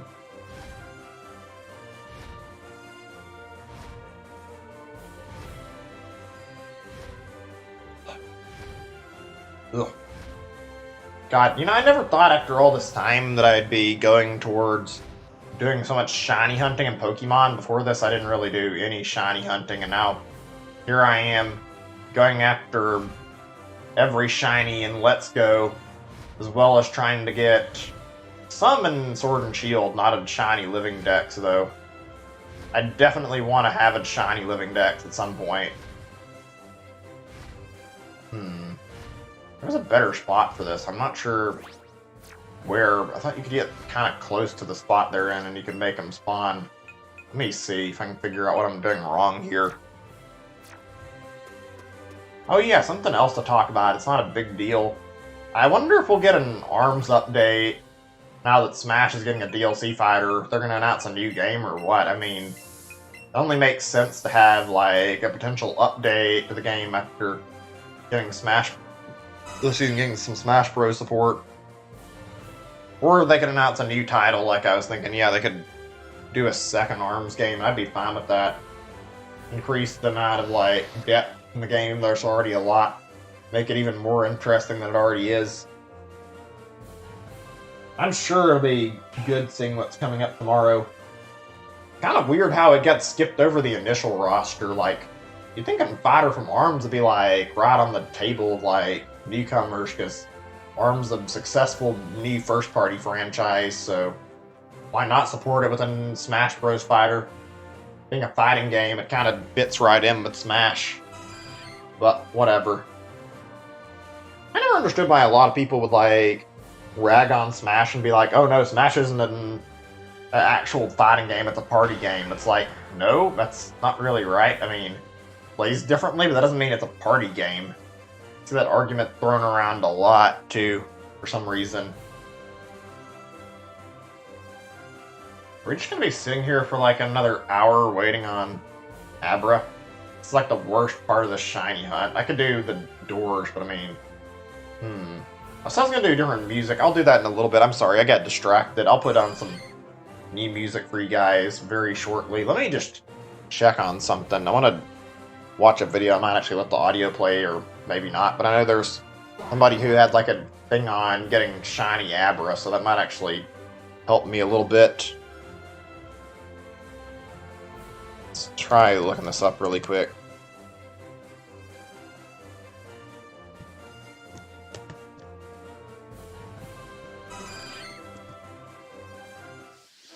Let's see really quick. I'm just looking at a video where somebody's done stuff with this. I got walked into by a Psyduck, whatever. That might happen every now and then. I'll try to pay attention for that, though.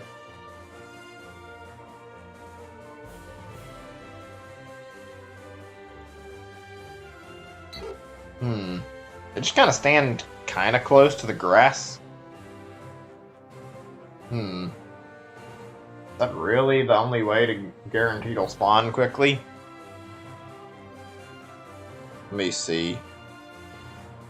Checking if there's any other video results. That actually might be the key. And yeah, I thought I saw a video where there were like 5 or 6 of them in the grass at once.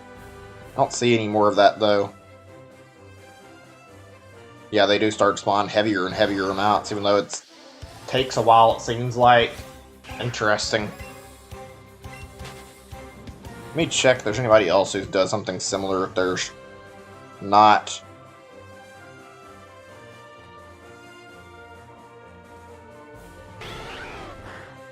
Yeah, I don't know if I'm doing anything wrong. I don't think so. Let's see if this makes it potentially get more spawns. Just a second here. I'm just looking at this.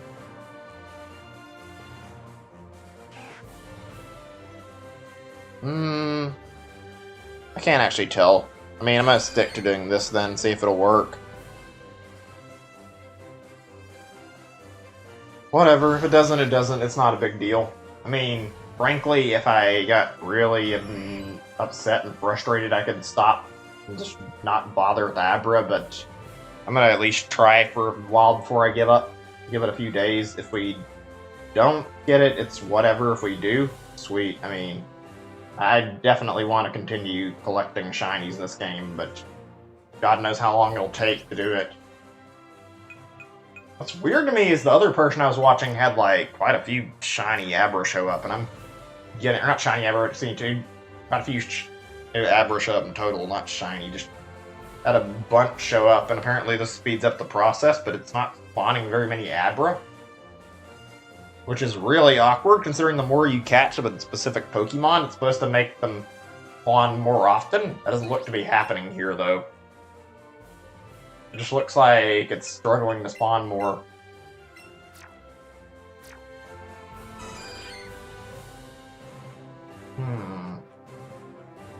I don't know if this is faster or the door method is, actually. I'll give it like an hour, I guess, of doing this. There's not really anything interesting that's going to happen during this part, unfortunately, while I'm sitting around this grass patch. That's going to be the worst part of this, is there's not anything else happening. I have to sit here. I'm kind of tempted to see about maybe going over to the other spot I was in and see if it starts spawning them faster.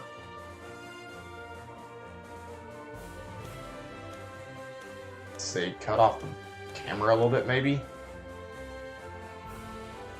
All I see are 2 to 3.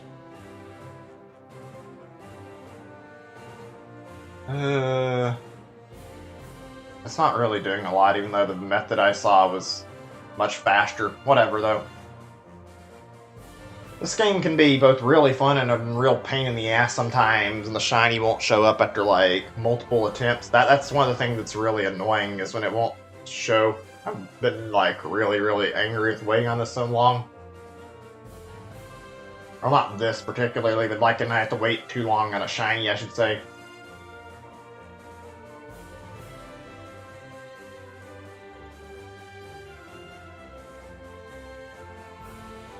Something's bothering me about my fingernail right now. I don't know what it is, like a piece of loose nail or something? I don't know. Or if I went silent for a second, trying to do something about that. I might actually get up and go take a short AFK break in a little bit. Okay, this isn't really going very fast or really guaranteeing anything will spawn, so pull up a little bit closer to the grass. And then if this doesn't work and whatever. Okay, it spawned 2 of them like that. There's a lot of other Pokemon taking up the spawns, too.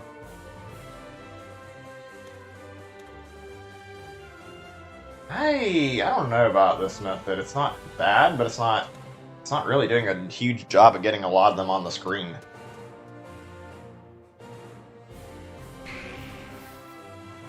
Let's see, we can keep doing this every time we don't get a shiny.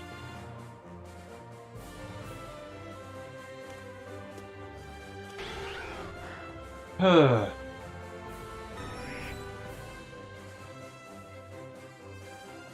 know, there's one thing it's not a big deal, and I guess there's might be some purpose to it. I don't get why some people will literally chase after any shiny that appears when you're doing a shiny hunt. I don't feel like that's necessary, even if it, like, especially if it's a duplicate. If it's something you don't have, then sure, maybe that's a worthwhile reason, but what's the point in slowing yourself down and taking everything that appears? You'll be waiting significantly longer if you catch every shiny that pops up on your screen. Okay, I'm too close to the spot. The spot's not really proving to be as good as it looked in the video anyway, though, so I might actually abandon this method and go back to the doorway. Oh wait, we're getting some better results finally. There's 4 of them. That might actually be what we needed. Hold on a second. Putting it in there. What? Shot. What are you talking about? Hey, Wayne, good to see you. Welcome to the stream. Sorry if I sounded a little bit tired there. I'm probably still sleepy from last night. Ugh. Let me read the next messages really quick. Jeff. Oh, that sucks. You fell asleep and messed your food up. Yeah. I've been normally really careful about my stuff when I have, like, food going. I mean, sometimes I'll forget and, like, leave something in the microwave and it'll be cold, but I obviously don't leave an oven unattended unless you want something bad to happen. That's not something that's safe. So many fires from that kind of stuff.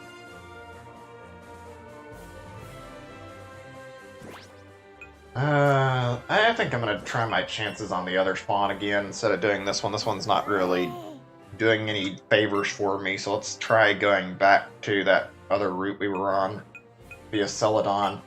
There we go. That's something I actually wanted to bring up, and I'm struggling to remember what it was. It was something I thought was important, too, that I was going to mention. Shit, why does this happen so often? I think the Pokemon related? I don't think it was.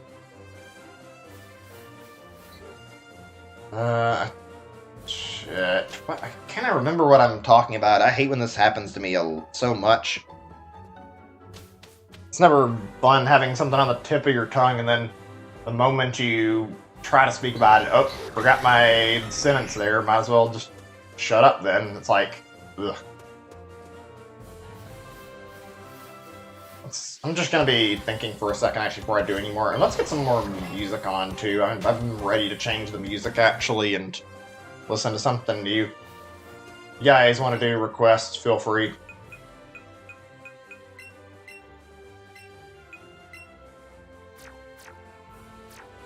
Oh, it was related to games. What was it? I think it was related to this. Was it related to the Summer Game Expo? Shit. I almost had it on the tip of my tongue there.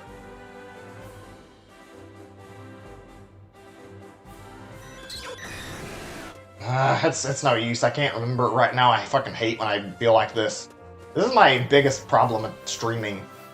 I don't know if this happens to very many people streaming. It's a nuisance, though.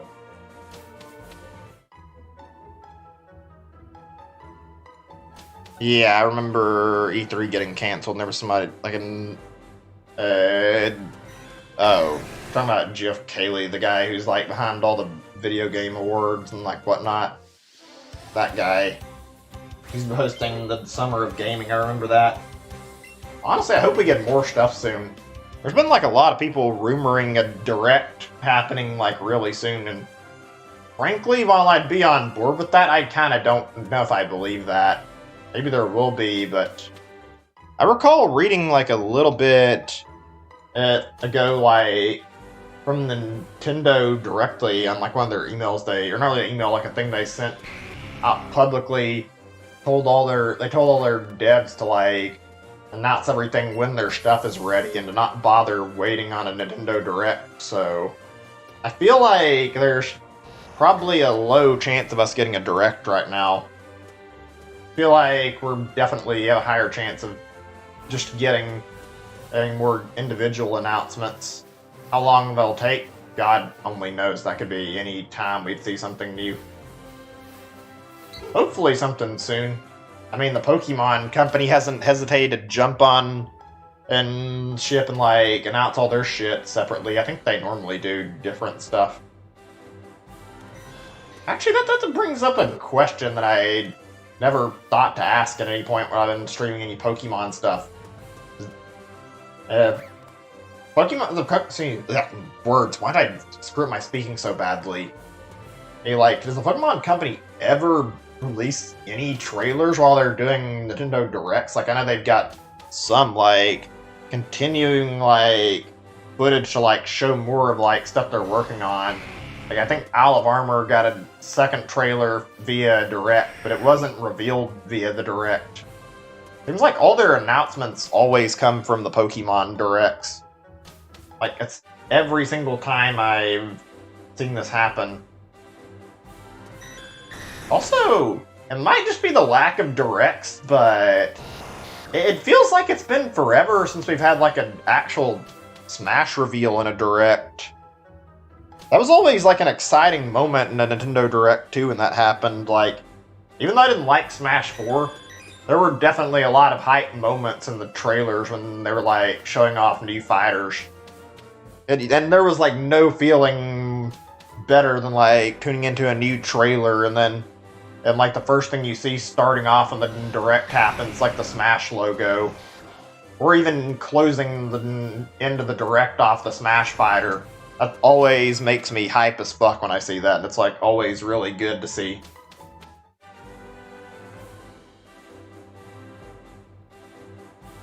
You know, right now I'm kind of debating whether or not tomorrow, if we get something, there's no guarantee, but we've got, what, 8 days from the presentation tomorrow for the end of June. So, I have a feeling that they're gonna drop the Arms character really soon. They're probably gonna want to do it, like, directly after this presentation ends. If they're planning to release it tomorrow, then I'll stream and actually check out as much as I can. I don't have the fighter pass yet, so I'd be down to play online and do some arenas at the very least and fight against people using the new character. I kind of miss the Directs that had, like, a ton of good first-party stuff, especially the Smash stuff. New Crash news tomorrow? That's good. Also, yeah, I heard about people saying that E3 was going to be probably canceled over what's happening this year, considering, like, it's probably going to cause E3 to stop being a thing in a few years. It's being replaced by digital events, and it probably works better for most of the publishers anyway. I think they're probably going to still try to, at the very least, get another E3 running next year, but I wouldn't be surprised if it goes down. E3 does seem like it's gotten less popular over the years, and less people want to go to it because it's like a fucking giant ad space where people getting in a bunch of shit that nobody cares about that's like slightly related to games at most and not really game related. E3's kind of turned into a little bit of a shit show over the years. I wouldn't actually be completely upset if they scrapped E3 and it was no longer a thing. Having it be digital might actually be better, honestly. Let's see here. Honestly, I don't know what to expect out of the new Crash game. I still haven't played the remastered trilogy they did, or whatever you know. I think it's called Insane Trilogy. I haven't played that yet, and I might actually have to pick that up sometime soon. I'm more interested in seeing a new Crash game, though, so I mean, I'll probably get the Crash 4. Oh yeah, I get Crash 4 when it comes out. At least as long as it's on a system I have. I don't know if it will be. I'm really, really hoping that it's going to be released on Switch. I mean, come to think of it, Crash Team Racing had a really weird reveal when they announced it. It was at that Game Awards thing, they revealed it, but they also... I think the trailer only had like a PS4 logo on it when they were revealing it, and it only showed that at the end of the trailer. Then when the trailer ended, like, they actually confirmed there were going to be like more versions, like an Xbox One version, and also I think there might have been a PC version. I'm not actually sure if there's a PC version, but every console got the new Crash Team Racing. Like, they all got that the same day. I hope that they're just holding off to announce a Switch version. I really don't want to see them pull another Spyro on this and make us wait a year for it. Speaking of that, I really, really hope that next year's announcement ends up being Spyro 4. Like a new Spyro 4. There's technically one, but everybody thinks that game is awful, and for good reason. Weird how both Spyro and Crash had like quality problems after their like original trilogies got released. There were like not as many good games in the series. Is it weird that I remember when I was a kid and I played Spyro stuff, I remember there being like quite a few that were on like Game Boy that were decent games, and I remember playing Game Boy Advance Spyro stuff, and that was actually pretty fun. I think there were some Game Boy Advance Crash games as well, and those were decent. Like, majority of the stuff was trash, though, that nobody really wanted. Not exactly hard to see why they rebooted it.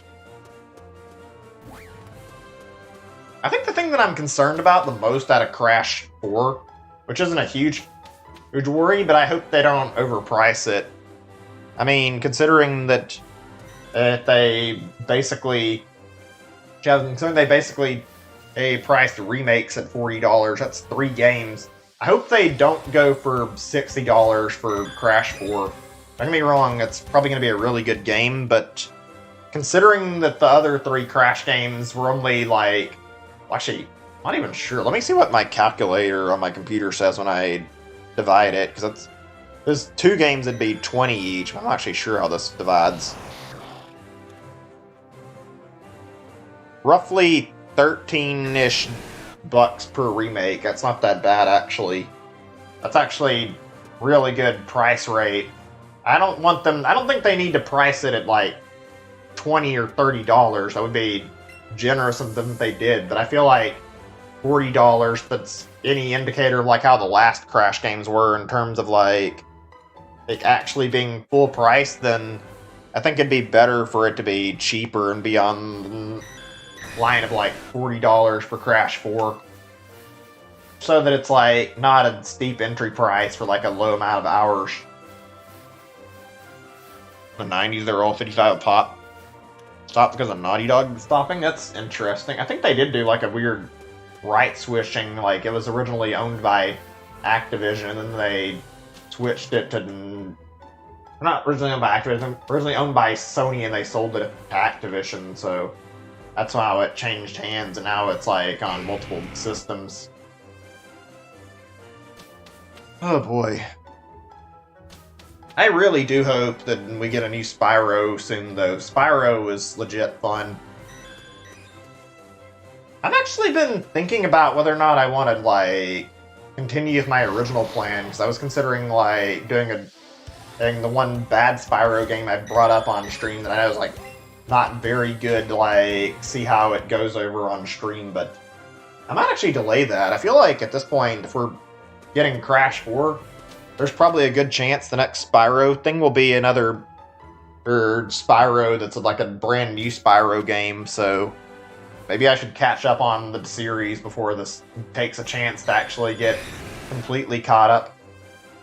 I'd be down for it. I don't know when I'm gonna want to do it, but I think Spyro 2 could be a good new playthrough relatively soon. When I'm gonna start is tough to say, but I do want to go after playing Spyro 2 at some point in the near future. At one point, Universal developed some of the games that makes licensed movie games. Yeah, I think I've seen some of their games, if I'm not mistaken. They weren't really great. Remember that Universal Park game that was made? It was like a total trash fire of a game. It wasn't very interesting or very good. I remember everybody who played it complained about it being really boring and lame. It was like a bunch of mini games, and they made you simulate waiting in a fucking line, for God's sake. Why would you ever want to simulate that in a fucking game? Why would you want to turn an amusement park game into literally the most boring, unfun representation of an amusement park? I know I guess they're trying to make it faithful to what it actually feels like, but that just seems really stupid, honestly. That actually, I don't know why, but that reminded me of, like, how there's been, like, a lot of, like, simulator games as of recently. They've got just more and more popular. Sorry, I always have these stupid moments where I get tongue-tied. But yeah, there's been a lot of simulator games over the years, I've noticed. I forget how many, like that weird, this is probably a few years ago, that fucking, whatever it's called, the game where you play as a trucker and you're on American roads, basically based on like that Euro Truck game, was one of them. Surgeon Sim and Surgeon Sim 2 are both interesting. Sim 2, I don't know, that seems like it's kind of got more than necessary. I don't know if everybody who bought the original is going to care much for having one where you can just jump around and like mess around in an overworld like that. It feels like it's not needed. Like, why would you want that? I don't know. The point of Surgeon Sim for me was always turn it around and goof around a little bit and like try to get the actual surgery done, even though it's like a fucking mess actually trying to fucking move any of the goddamn and like hands or anything, or trying to pick anything up. If you drop something on the floor, God help you, because you're not getting it back on the table where after it landed there. Oh, excuse me. Ugh. Actually, surprised I haven't streamed that even like once or twice, actually. I wouldn't mind doing it, but yeah. Surgeon Sim was a really odd game. I think they made that I Am Bread title as well, but I Am Bread is kind of not very good, and everybody who plays it pretty much says the game is frustrating as fuck and not fun to play because of how stupid the controls are. So, I mean, I'm gonna avoid that game and probably end up never playing it. I do not want to even think about actually picking up I Am Bread at any point. Let me see. 2 Point Hospital. Yeah, I've heard about that one. It looks pretty nice, actually. I didn't have too much against Surgeon Sim. You could tell it was one of those dumb games that was, like, made to be memey and YouTuber bait, though, with the way they handled it. Actually, like, one game I remember very specifically that was a simulator game that was, like, released relatively recently. I don't know how recently, but there was that fucking speaking simulator game. That looks like a fucking terrible game. Basically moving around or using some robot character to fucking move its jaws around to make it talk, and it looks really, really dumb, and you get punished if you're not perfect with it. This doesn't look fun. I don't know why they made it. I guess it's supposed to be YouTuber bait. The dialogue can be kind of funny at times, I guess, that's how it's basically watching this robot fucking speak really slowly and struggle to get out sentences. That's like the only high point of the entire game, is the fact that the lines are a little bit on the funny side. I think the actual shittiness of the game is like way higher than that, though. That game is so garbage. I wish that game hadn't caught on, but whatever. People are always going to take the easy YouTube bait when they see it, so not much you can do there. You want to talk about weird ones? This is one I found more funny than anything how it is. There was a game that was released on Steam not so long ago. It's called like Drug Dealer Sim, and I think it was like supposed to be released on the Switch at some point too. You literally play as some drug dealer, like mixing up drugs and deliver it to people and sell it to them. And it's like, why is this a game that's it's like actually on Steam and probably getting on Nintendo's eShop as well? Like, this game does not have the quality to be like properly released on the Steam store. Then again, they kind of lowered their standards, I guess, but it's just like, this is in such a legally gray area. Drug dealing is obviously illegal. How the fuck did they get away with making a game about drug dealing? And it's literally like, it doesn't even hide the fact that it's trying to make fun of the process. You'd think that'd be like an illegal game all on its own. I don't know. It doesn't seem like something that should just be left with a pat on the back and then left on Steam. Apparently the ones who made that are like behind another few simulator games. I only know of one. What the fuck is it called? Thief Simulator? Let me see. I'm gonna have to check it out and check really quick what the title was. They made that game like a few years ago. 1 second. My thing open. Yeah, that was the title. Thief Simulator. You go around stealing shit from a bunch of houses in the game. Like, you get a bunch of targets to select, which is really weird, and it's like avoiding getting caught. That's an interesting one that I saw a lot of. I don't know how well it plays. It doesn't look terrible. That drug dealer sim game does not look very good, though. I'm surprised simulator games haven't fucking died out by now.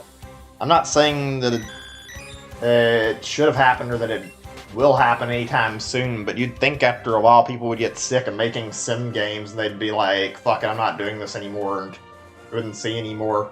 And yet they keep cropping up every year with some weird, bizarre concept that no other sim game has. Most of them are fucking total garbage, too.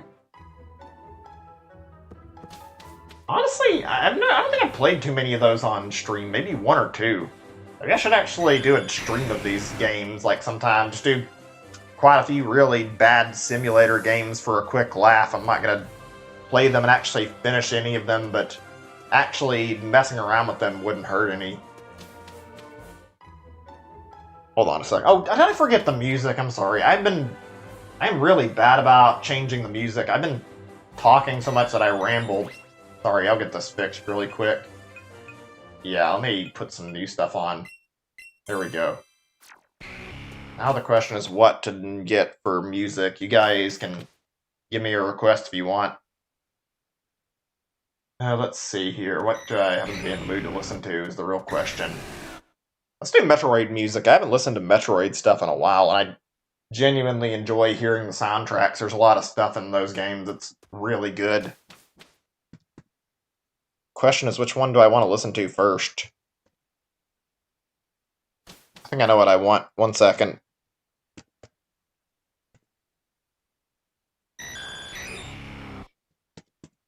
And let's see if I can find it. There it is. There we go. This is like my favorite area of Metroid Prime.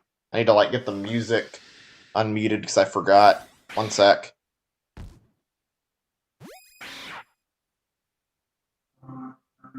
There we go. Might turn it up just a little bit too so it's more audible. There we go. Actually, that might be too loud. God damn it, I'm really bad about this. Volume mixing can be a total pain in the ass.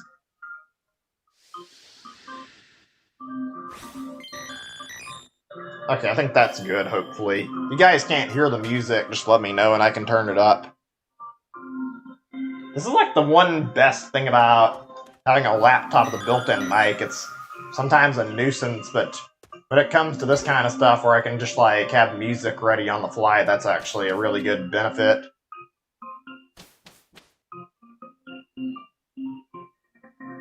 Oh man. What I wouldn't do for a good new Metroid game right now, it's been too long. Actually, come to think of it, I got into the series really late, even though it's really good, and I've started to develop a good liking for it, but like, I don't think I actually got into Metroid properly until Metroid Prime 3. And by that point, like, not really much good stuff actually came out for the longest time, as evidenced by how it took them like 10-ish years to get to Metroid Samus Returns to actually put something else out. That's not great. Hey, I mean, it looks like things are gonna go better. At least I hope they are.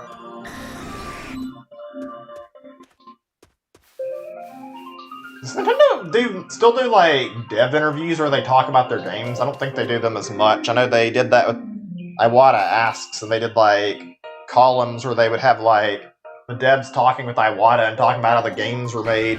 I feel like that would be really interesting to hear when the next Metroid game comes out, especially considering Metroid Dread. Like, I don't know if they actually would bother to bring it up, but that's like the big Metroid game everybody remembers back in the day being like, literally only a little bit of it was teased and we didn't ever get very much footage, and then it was canceled like on the spot. There's like a lot of mystery regarding that game. If it actually does happen to be what the next Metroid title is, then it's going to be kind of neat if they do a dev commentary on it. I hope they do. It'd be very, very interesting to see why the game's concept was scrapped. It looked like it was like pretty similar to Fusion 2, actually. I wonder if they were just unsatisfied with the visuals looking so close to Fusion. I mean, even if they were, they could have rehauled them a little bit, actually overhauled them a little bit to look a little different and not purely like Metroid Fusion. Instead, they took the route of like releasing a bunch of bad games, or at least 2 of them.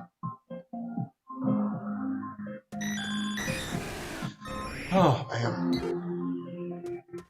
Give me a second. Actually, I think I'm going to take a short BRB, and just a minute I'll play another song for you guys, and I'm going to take like a little bit to get my strength back, because I am feeling a little tired from how I mentioned I didn't sleep well, so I need a bit to snack for a second, a few minutes, and drink some water to rehydrate myself, and then we'll be back in action.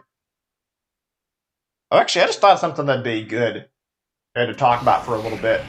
Might have to save the topic to talk about more when I get done my AFK, but we can talk about it a little bit.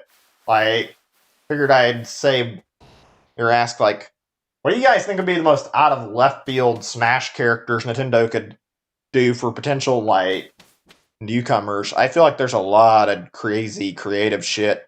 I don't know exactly what would be hugely surprising. Let me see, I need to find another song while I'm doing this. Somebody mentioned, like, mentioned Gordon Freeman. That was like one of the fake leaks about the first Fighter Pass, and obviously that didn't turn out true. Like, that was an interesting suggestion, though. Just a possibility of Gordon Freeman. Characters had no interaction with Nintendo stuff getting in the game would be a little odd. I mean, I guess it's not super impossible. We did get Joker of all characters. Oh, I know another one that'd be really weird. Cooking Mama. I thought I had something big on the tip of my tongue. Oh yeah, I remember. Or what I was gonna say now. Fucking imagine if for some reason Nintendo decided to fucking put Pepsi Man in the game, because I'm pretty sure Pepsi Man is actually a video game character first. He's advertising Pepsi, obviously, like he's the logo, but he's also got his appearance in this game, and I don't think his legacy was actually established until that point. Now everybody who talks about Pepsi Man is just fucking memeing on the whole situation. It'd be genuinely funny to see something as dumb as that get into Smash, though. I don't see it happening, though. It would be funny. I mean, Nintendo does their joke characters, but they're always like first-party characters instead of somebody who's actually from a third party. I don't think I've seen one third-party character that counts as a joke character.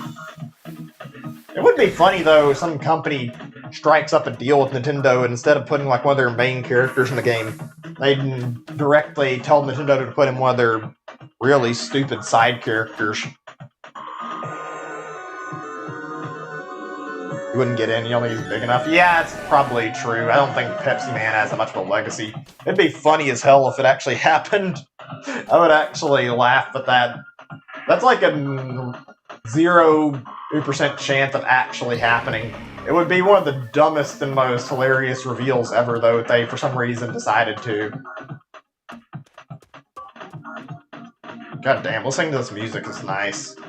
I really hope they know what they're doing with Prime 4 once they restarted things. Yeah, it would be. That's one thing that's fun to, like, talk about, are, like, stupid predictions, or, like, characters that shouldn't be in, characters that are memed on, like Shrek and Goku. Everybody, for some reason, has to suggest the idea. I doubt there's many people who actually legitimately want them, but it is funny to look at. Oh, gosh. God, this music. I miss Metroid Prime a little bit listening to this. Seriously, one of my favorite games I played back in the day. I remember, even though I didn't get along for the first time I played it, like, that replay really made me warm up to the game and actually enjoy it. I hope they can take Metroid Prime 4 in the same direction as Prime 1 was, like, not really heavily story-focused, more focused on the idea of, like, going around and absorbing lore, or just exploring the area and, like, scanning shit. That was what made Metroid Prime so good, though. You didn't have any forced narrative. It wasn't like it was too like forceful on you. You didn't have to rush things. You could explore whatever. Your only limitation was the fact that you didn't have all your gear to get around the planet, so you had to actually pick all your shit back up again. But honestly, that was part of what made it fun, was like getting to check shit out, and then you scan something and you learn about the world. That was like a great way to handle that game. I hope they can do that with Metroid Prime 4, make a new environment to explore, like a new planet or whatever, and your literal only thing you have to do is, like, check around and explore shit and find it on your own, because that is a highlight of Metroid, and I feel like that's part of where Metroid excels, is, like, showing you all these cool-looking alien environments and actually letting you see all this shit and see exactly what that kind of unique shit existed in the universe. That was something I liked a lot. Okay, I think that's, yeah, it's over 2 hours, 40 minutes, so I'm gonna pause this, I'll put the music back on, and I'm gonna take a 5, maybe 10, I might be for 10 minutes AFK, just to, like, give myself some energy, and then we'll be back. I don't know if we're gonna go on a lot longer, or if we're just gonna do, like, 3 hours again today. We got our Kadabra, so I'm not under obligation to keep going now that I've got the shiny I was after, but I'd like to get Abra. Okay, yeah, I'm gonna put the BRB up. Here we go. And I'll be back in just a little bit. We can continue talking and deciding on some topics to discuss when I get back. See you guys in just a little bit.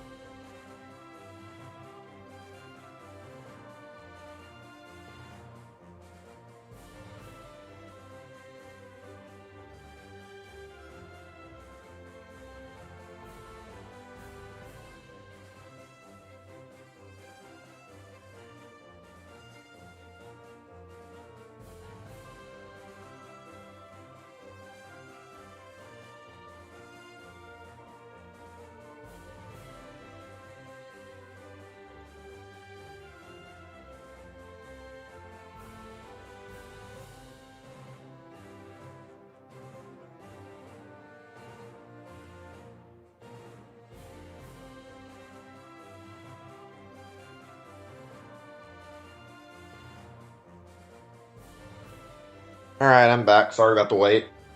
I just needed to get something in my system to make me feel a little better. Actually, I am getting a little hungry, which is a slight problem with streaming, is you can't just immediately stop when you get hungry, otherwise it takes too long. Usually when I eat my meals, it's always like 10 to 20 minutes, sometimes even 30 minutes of like eating everything on my plate that I've got, so don't really want to stop the stream for it. I think I've only done that one time. That's because I felt like it was a drastic measure, but God, I have a feeling by the time I'm ready to stop, I'm going to end up probably not having as many options for food. I don't have as much as I'd like at the moment. I mean, I have options, but not a whole lot. Get my thing back open. Throat's still acting up a little bit, sorry. But yeah, I'm actually in the mood to go out and get Popeye's chicken right now. That stuff is really good, but it's also... it's probably a 10 or 20 minute drive from where I live, and I'm going to have to do it off the stream. I could order it via that delivery service, but I don't know if that'd be quick enough, and it would be interrupting the stream. I don't know, maybe. Think about whether or not I want to. Let me check on something really fast, actually. It's Sunday, yeah. And it's about 7. I just want to check on the time it closes before I do anything else.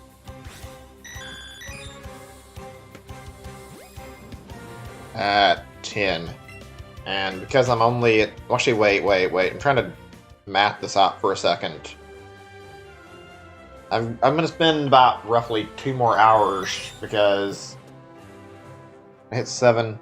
Yeah, I should be able to get it still if I go get it after I get done fast and they're not closed yet. That's the only worry would be if the restaurant's closed. I'm really in the mood to eat that chicken right now. It's good stuff. Oh my. Ooh, I like talking about food, but I also don't. The biggest problem with talking about food on stream is you get hungry, and then when that happens, yeah, that's not good to be stuck waiting on something to eat for several hours. That feels like torture. But that's just how it's gonna have to be. Right now, I'm not gonna stop the game yet. I think I'm ready to keep moving on, actually. I was worried if I'd actually have enough stamina for this, and yeah, I've got enough to keep making it happen. By the way, actually, he hasn't mentioned another topic, but I'll wait a second on that. See the messages there, Wayne. Sorry if I didn't read them already. I don't know if you're still here, but just checking. Let's see. E3 2018, the kids were walking around and some big YouTuber interviewing them. They're all wearing Krabby hats. Mr. Krabs in Smash. See it on YouTube? That's funny. I mean, I guess that's kids for you, but it's also a little weird. They're asking for Mr. Krabs from SpongeBob of all the things. That's adorable and also heartbreaking for them to not realize that it's not going to happen. Oh, goodness. I still find it baffling how many people, like, ask for bizarre, weird suggestions for Smash characters that they're never going to happen. Goku is like one of the ones that continually gets brought up, and it's like, I don't think Goku is going to get in Smash no matter how many times you keep saying it, so yeah, that's not really going to cause anything to happen.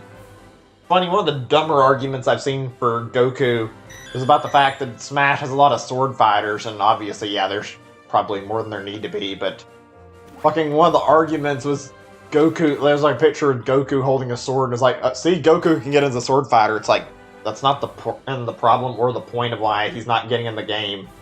Sakurai has already stated very clearly Smash is for video games, and it's not going to be expanded to be about fucking anime or anything else either, so I don't think it's going to happen at any point.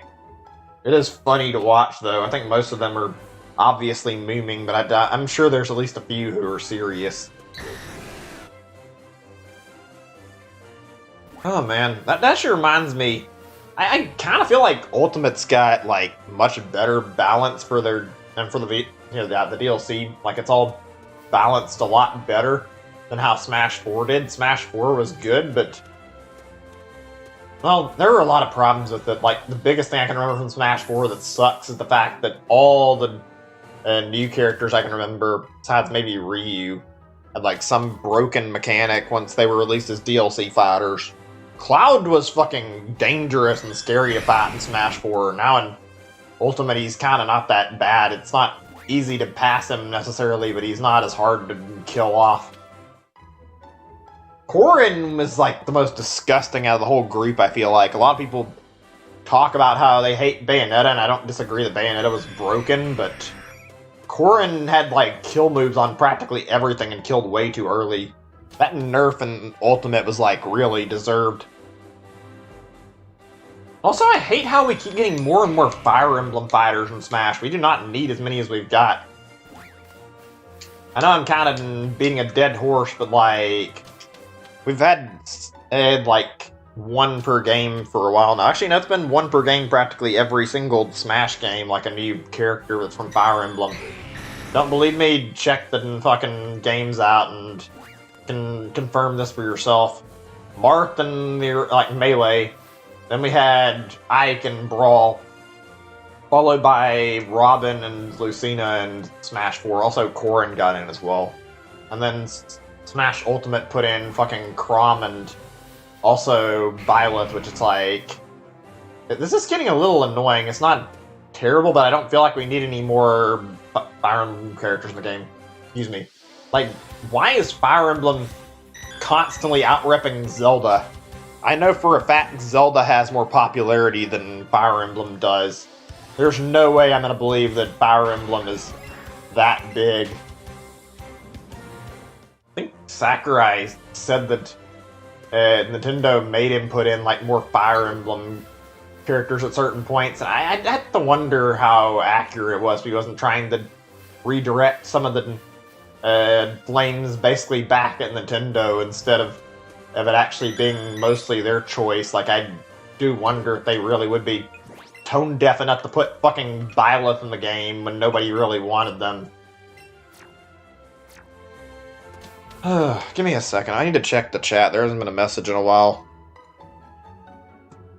Yeah, okay, looks like it's working. Just making certain. In the meantime, I'm gonna put the music back to, like, whatever, because I turned it off for the BRB. Made sense to have it off. Or, yeah, it made sense to have it on while I was taking a BRB. There we go.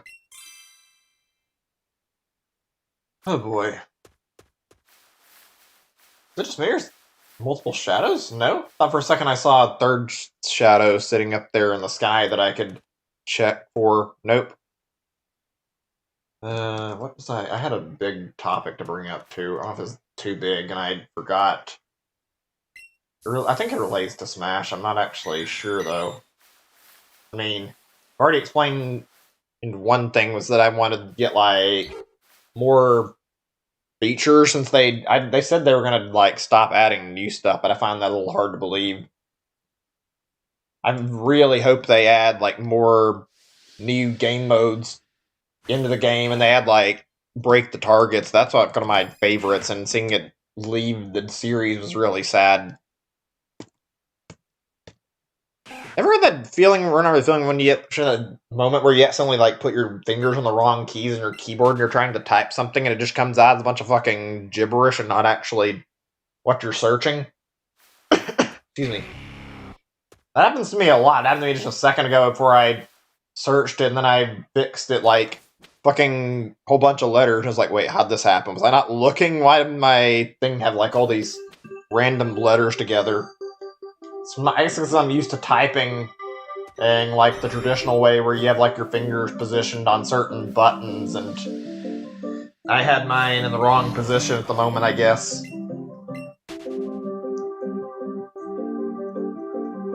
Hold on a second, let me get this back where it belongs. There we go. Actually, speaking of that, it's not really a big deal, but I don't understand why so many people will literally just do, like, one letter at a time for typing and, like, slowly type out titles. Like, that seems really inconvenient rather than just learning to use the keyboard the way it's intended.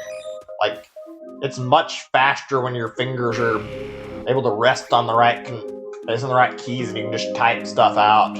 That's how I do all of my typings. It works really well.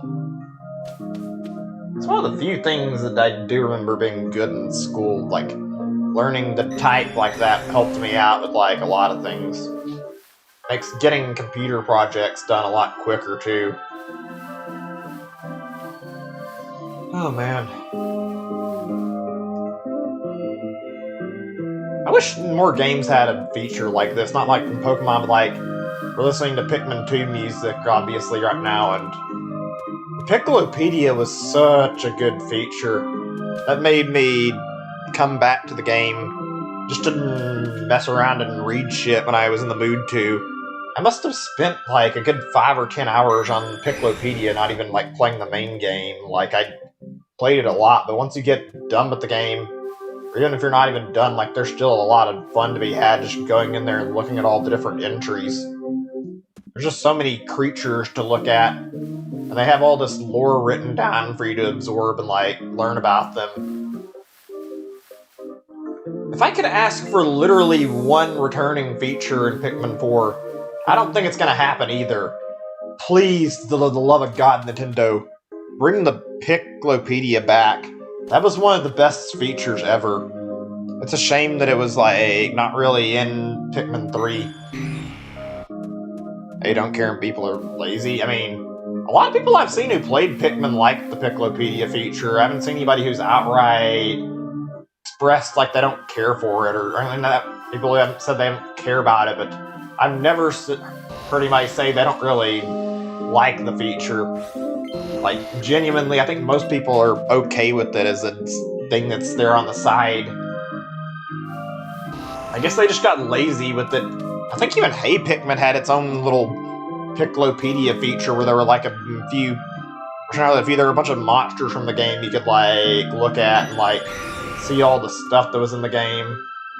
That was, like, actually surprising. In a way, I feel like Hey Pikmin did some things that Pikmin 3 did, like, much better. It wasn't a very good game or a very fun game, but, like, it refined its mechanics well enough. Like, they managed to put somewhat of a Piccolopedia substitute in the game.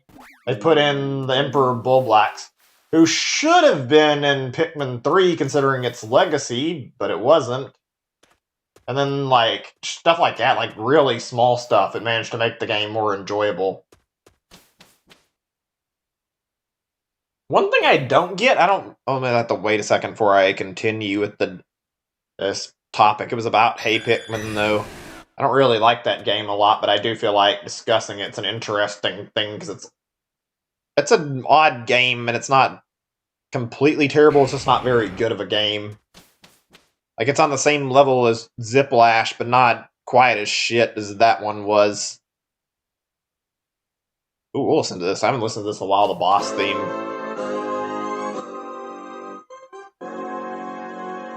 There we go.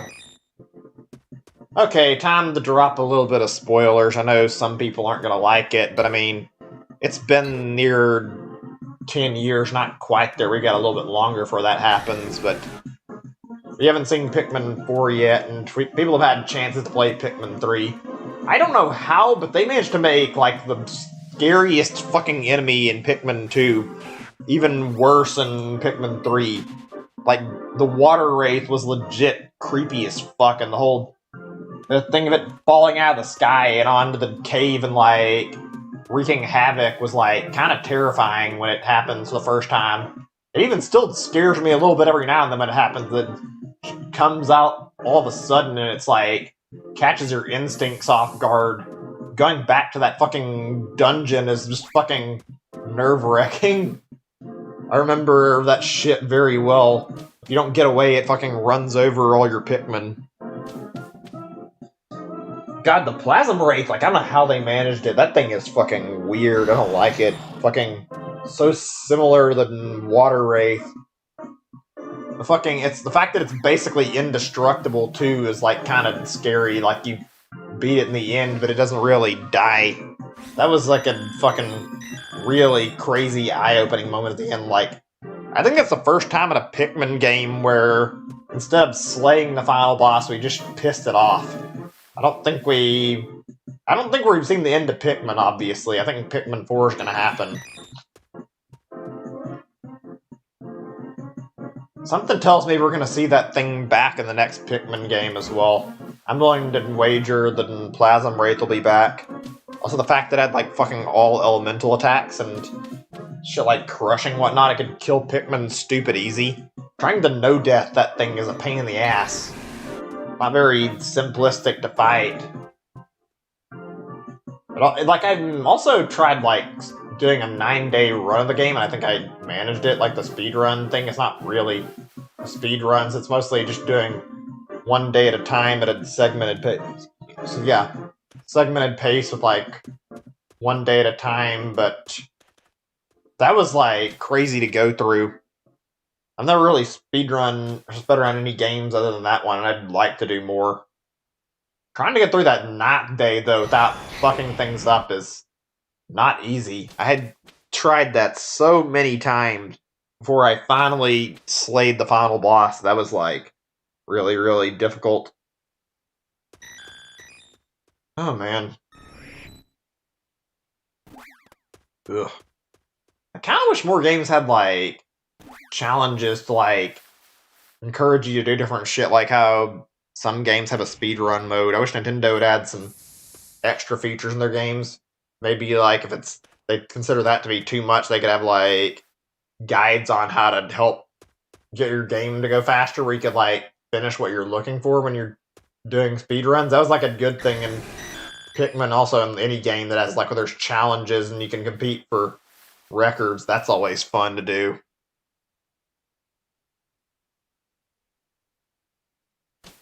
Come to think of it, I wonder what the home run contest world record in Smash Ultimate is. I've seen some pretty long distances. I don't think I've seen too many, though.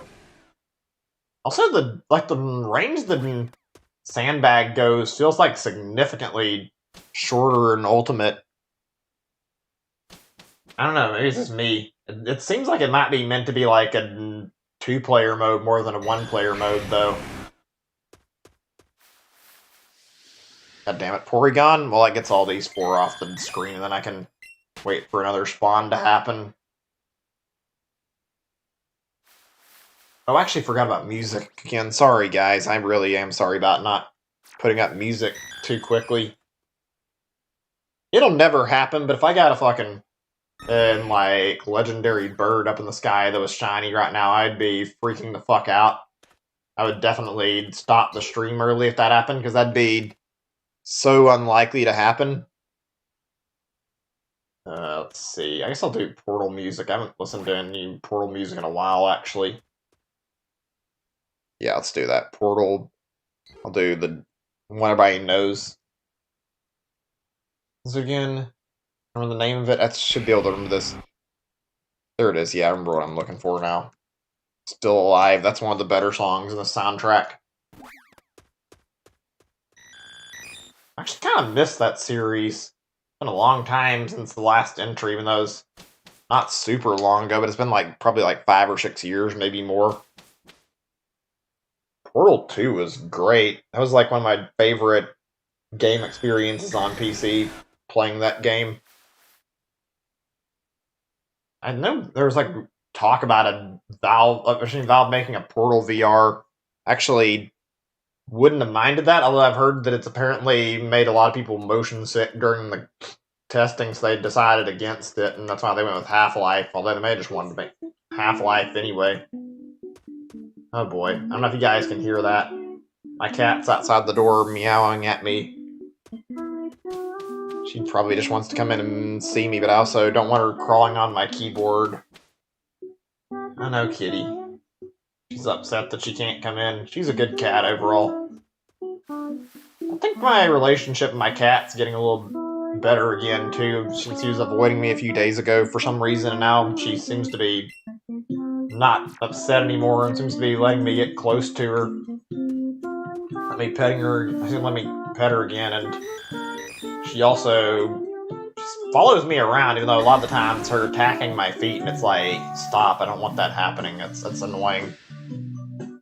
Apparently, kittens are raised better when you have more than one. I think I had heard about that before, but I've been thinking about asking my landlord if I could maybe get one more cat, even if it's like temporary, to have like everything's set up that way. I could have enough use that I could have like both cats being tame enough they could actually socialize with each other. That feels like that'd be a good way to handle that. I don't know, we'll see about that. I mean, I'd tell you guys if I did. I haven't took a picture of my current cat because I've been worried about making sure she's not going to be scared to get her photo taken. She's still a little baby and probably would be afraid of a camera sound if she heard it, so I need to make sure she's really, really relaxed around me before I do that. She's already pretty good about it, but still. It takes a long time to tame a feral cat, actually. She's not like extremely feral, but she's still...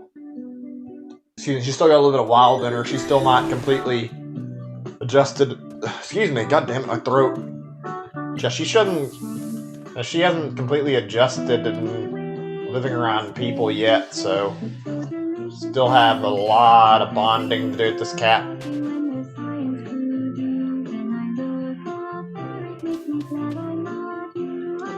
It really has been an experience raising a cat, though.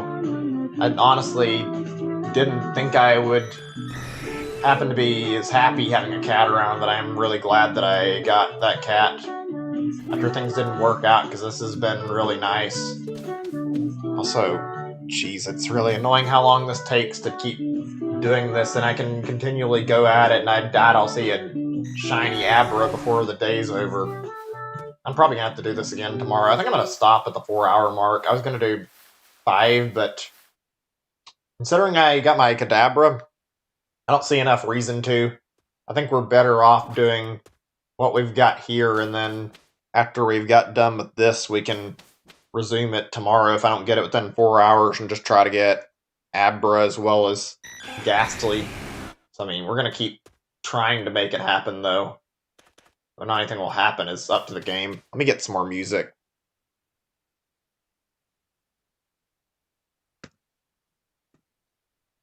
Okay. Here we go, I think, unless... Oh, wait, this one's a little longer. Which one is the real question do I want to listen to? There's a bunch of them, and I want to get the most out of it.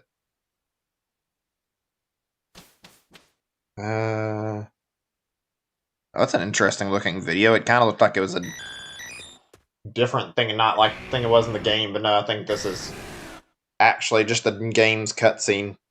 Why can't I find a good link? Let me see. Oh, this one might... Well, no shit. Oh, wait, I think I found a good one. Let me see.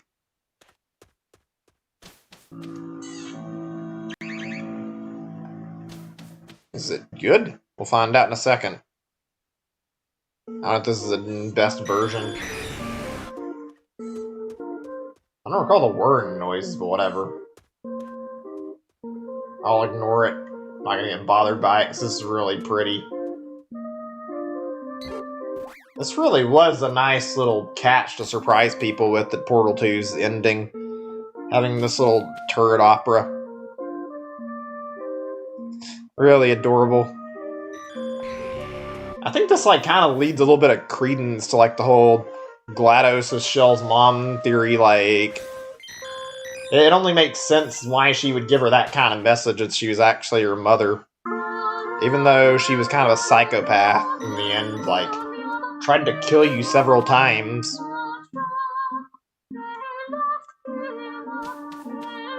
God, I really hope we get more of this series at some point. Portal is really still rife with plenty of potential for good games, and it could be, like, really, really interesting. There's plenty of concepts that are unexplored. I'm sure they could figure out a way to make it more interesting than it already is. It would probably be confusing, but I feel like a Portal game that actually openly encouraged combat could be very, very interesting, too. Excuse me, my throat. Ugh. I wouldn't even be against a Portal game that's, like, takes bits from Half-Life and, like, makes you use weapons in conjunction with how the portal gun works. That'd be cool as fuck. Also, the idea of having both the gravity gun and the portal gun sounds amazing. I would love that. Maybe one day it'll happen. That's a good crossover that could easily happen, but it probably won't. Like, Valve is the owner of both of those franchises. They're already in the same universe. I mean, the crossover makes sense, but whatever. Actually, that brings up an interesting point that I forgot about. What are some really good crossover games? Obviously, Smash is a crossover. Let's see. Crossovers. We talked about Mario and Sonic. I think I brought this up a little bit yesterday. I didn't go super in depth with it. Let's see. What can I remember? I know there's that Jump game, or Jump, Shonen Jump or whatever. Yeah, that's got like a bunch of anime characters. That's a weird one. It's like fighters with an easy thing to mash up characters with and make crossovers. Okay, let me get another song before I continue. Somebody did like a really cool like actual like crossover fan game with like Mega Man and Street Fighter called like Mega Man X Street Fighter, I think.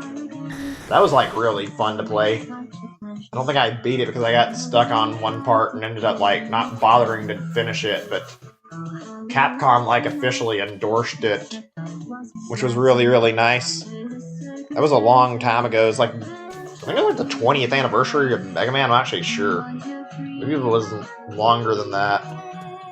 It was really, really nice, though. I wonder how old the series is right now. I haven't actually looked. Let's see. I'm gonna Google this now because I'm curious. Obviously, it's been around since the NES days.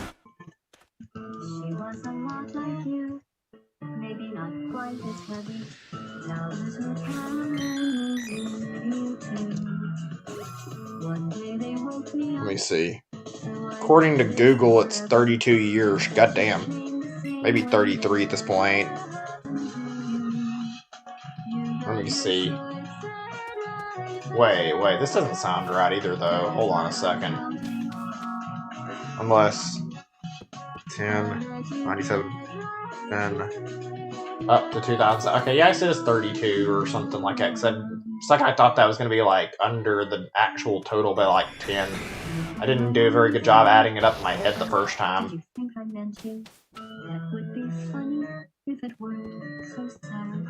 So it's 33 years old as a series, and it'll be it's 32 technically right now. It's started in December, so it's going to be 33 this year.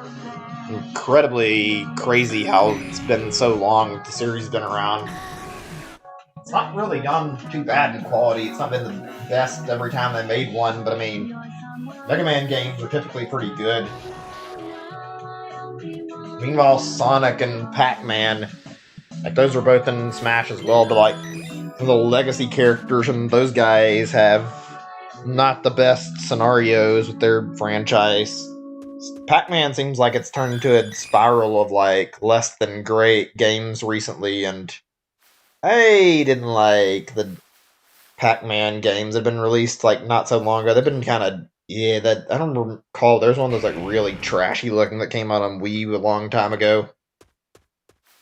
Based on a TV show, I think it's like Pac-Man: The Ghostly Adventures or some shit that nobody seemed to care about either. I haven't played too much Pac-Man, but I mean, I think I played some of the 3D Pac-Man games. Those are fun. Is that it? Is that over that fast? I didn't realize it ended that quick. Okay, we'll get another song in a second then. I don't mind. I'm not sure my stuff's not turned off like my lure. I want my lure to be on when I'm doing this. Okay, I guess it is. Let's see here. Give me a second or two to think on what I want to play next. Do Mario Odyssey music, and then I can hopefully think of something else in the meantime.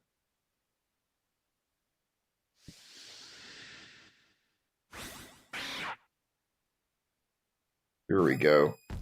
Fossil Falls, one of my favorites from the game.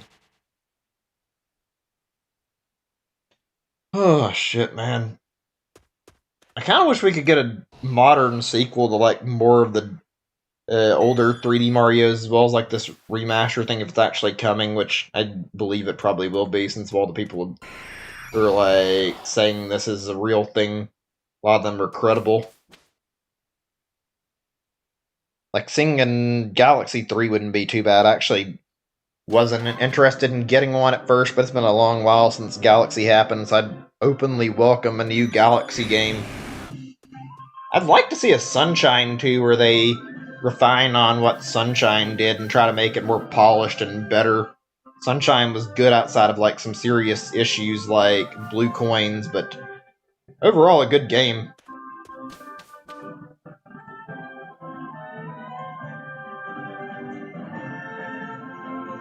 Still really weird how every year we've had, or not every console we've had really neat 3D Mario games, and then for some reason in the Wii era, Nintendo decided to change everything for whatever reason.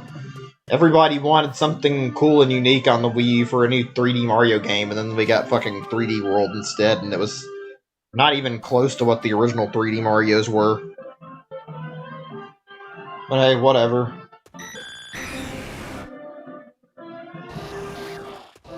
I still have a lot of hope we'll see a new one this year.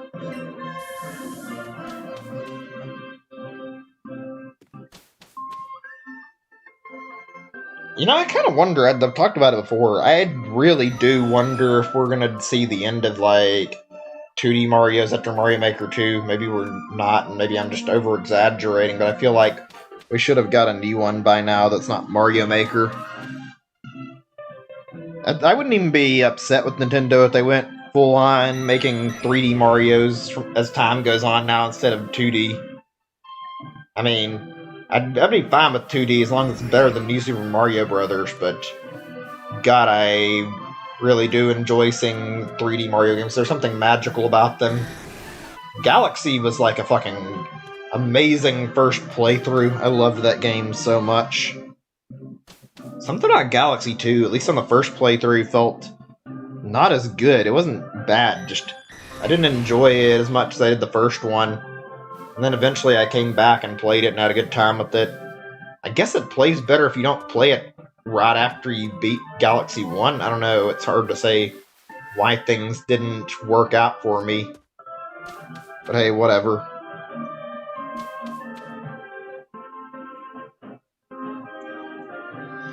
Oh man. One day, I do love me some good Mario. Oh, wait, there looks like there's something up here in the sky. It's another Zapdos. I don't give a good look at it.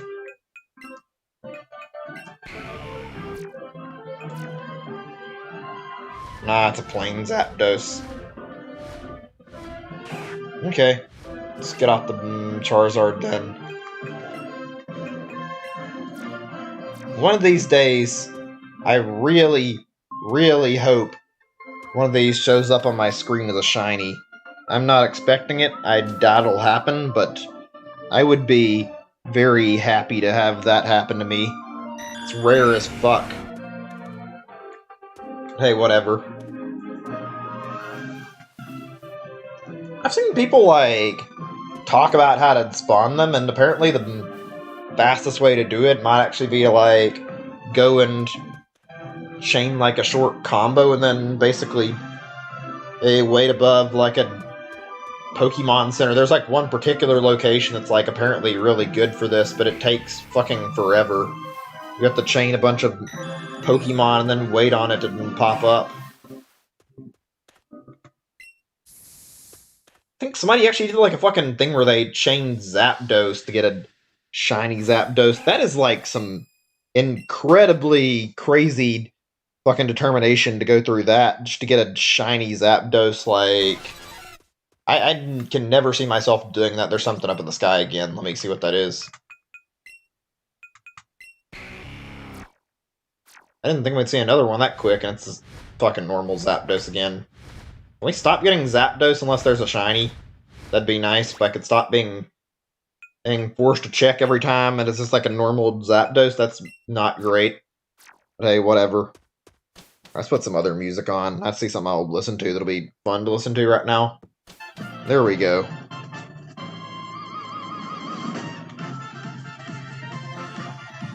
Right. Just for the record, in case somebody new's dropping by, we're stopping this in like 30 minutes. Just a fair warning. I'm still going to be happy to talk and do whatever, but I don't have a lot of time left for I'm going to stop today because I want to get a little bit of a break and Then I can charge up and hopefully be ready to tackle Kadabra and Ghastly by tomorrow, hopefully. If not Kadabra, soon Abra and Ghastly tomorrow if I can get their shinies to spawn. If not, it's not a big deal. It would be nice, though. I would be satisfied with quitting right now if the shiny popped, honestly. Just getting the shiny and then not really closing it, but like stopping at the cemetery in the game and then getting Ghastly. It's pretty much all I would need.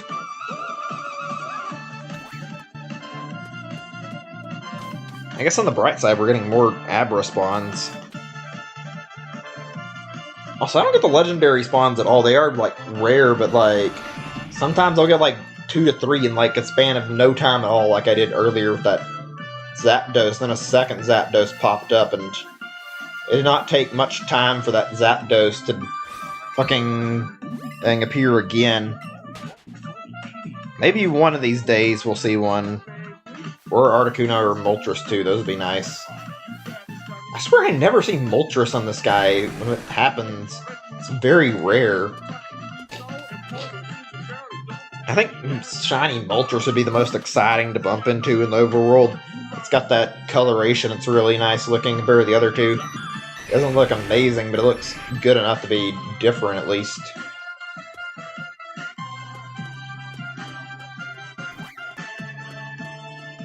Goddamn, such a good remix. I can't wait until they get more Donkey Kong games in the future. Actually, I remember I was upset about Tropical Freeze. Everything was hoping for something new, and then Retro announced they were making that. I'm not upset about it now, and I found it to be a good game, but a little bit of a letdown that we had to see another Donkey Kong and not something new at that point. Oh man. Actually, come to think of it, it would be very, very nice to see something soon. Wait a second. Let me think this over for a second. I don't think we've got a Retro Studios game, period, in like 5 or 6 years. Like, the last one I remember was, yeah, just Tropical Freeze. They've helped out in a thing or two, I think. Actually, I thought they did. Maybe I'm misremembering.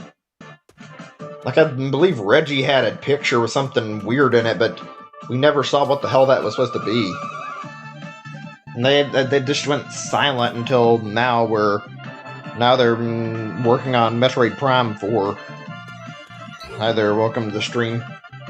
Yeah, adults and parents calling it Postmans. I mean, I think that's just a result of people not caring enough to learn the franchise's actual name for some reason and not treating it with any respect. I mean, back in the older days, people really were disrespectful towards anybody who played games, or genuinely just like people hated games in general, and I'm glad that has like gone away over time. That never was something I liked. It always bothered me a ton. It's like people would like judge you and call you a nerd and all this shit for playing games and pick on you because you played video games. It's like, really? Like, that's one of the things that bothered me a lot back when I was in school. Really, just generally a lot in the past. That was annoying.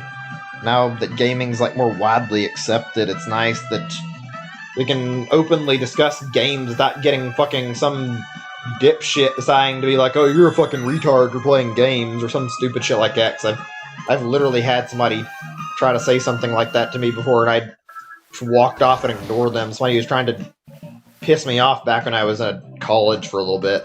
Literally called me a fucking retard for playing a game in the hallway. It's like, you're kind of a complete asshole, and I'm not a retard. You're just a gigantic douchebag. Like, why do you get to fucking bother somebody just because they're playing a game? Like, oh no, how dare I want to fucking bother to spend my spare time while I'm waiting for my ride back home. My parents didn't let me drive, so I didn't have a lot of option.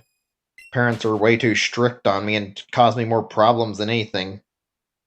Alright, let's see. We're going to get another song, and I might actually put the game's main music back on after that. Actually, I'm having a bit of a moment where I'm going to have to probably go and use the bathroom in a little bit. I'm not wanting to take another AFK break, but I mean, I feel like I'm gonna probably need to in just a little bit. Let me get one more song for you guys, and I'll get up after that, and then I can put the BRB on, and I'll be gone for like 5 more minutes or something. Let's listen to the JoJo music I haven't listened to in a while. Part 5, that was fun to listen to. I like JoJo, so I mean, why not listen to this? It's been so long since I've actually... Actually, let's say this I've watched. If there isn't anything new to watch in it, actually, so never mind. I kind of hope we get more JoJo news really soon. Part 6 anime has to be happening soon, I'm sure. It only makes sense. I mean, I like the series a lot. I've even been reading the current manga. I haven't been catching up on the manga because I haven't, wanted to go too much out of order, try to take the time to, and I can just wait on an anime adaptation, but I honestly enjoy reading the current manga for it. I need to find some new shows to watch, too. I remember people recommended Tower of God, and that's something that sounds interesting. I want to watch that at some point. There's a lot of shows I could catch up on. Speaking of which, I need to see if the One Piece dub's caught up. I actually want to watch more of it. I don't know if it's up on any sites I can watch it, though. I only watched so much of the last season I was in, and I didn't even finish it due to not wanting to run out of episodes, so yeah. A little lame how they kept us waiting, and then they released only 12-ish episodes instead of doing a lot, but whatever.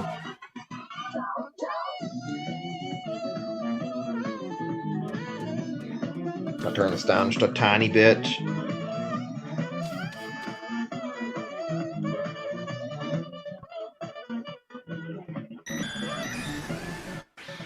Make sure I've got this at comfortable volume.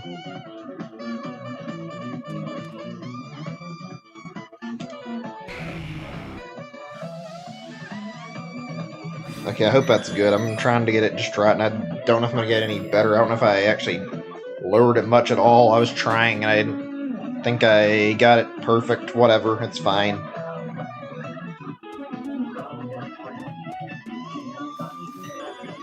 Oh, man. Even though oh wait, what the? I see a shiny Charizard up there. I don't think I'm gonna... Yeah, I'm not gonna take it. I've already got a shiny Charizard of my own. I mean, I can look at it really quick, though. Let's see. Fly up in the air. Yeah, that's a shiny Charizard. That's why you always check the air spawns. Just an off chance something shows up. I mean, you can't see the sparkles very well in most cases. That's why I always fly up and I see Zapdos and Articuno and Moltres pop up. I can look at their silhouette really quickly, and if there's something there, awesome. If there's not, it's not really a big deal if it's not shiny. Obviously, I haven't bumped into one yet, or I would have been squealing like a baby and basically having a bit of a meltdown, and probably I would have brought the story up if I had. I would have mentioned running into one, but nothing yet. Maybe one day. Maybe. That'd be nice.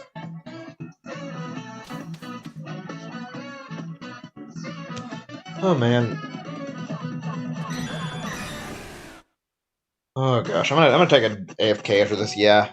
I'm a little bit on the tired side. I kind of figured I may not have the drive to do a long stream today, and I was going to regardless if I didn't get my shiny, but we'll cut it at 4 hours still.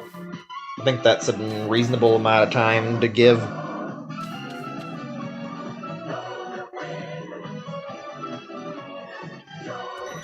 I hope whoever they hire for, I was talking to JoJo earlier, they hire for, the opening of Part 6's anime, they make it, really, really good. I hope it's, a really, really nice song. All the openings have been great so far. I do like how they put, certain more... Well, some of it's modern, some of it's, older. I don't think there's too much modern music in JoJo, but, the ending outro themes are almost always really, really good. I hope whatever they choose for the next one is, a really, really good one.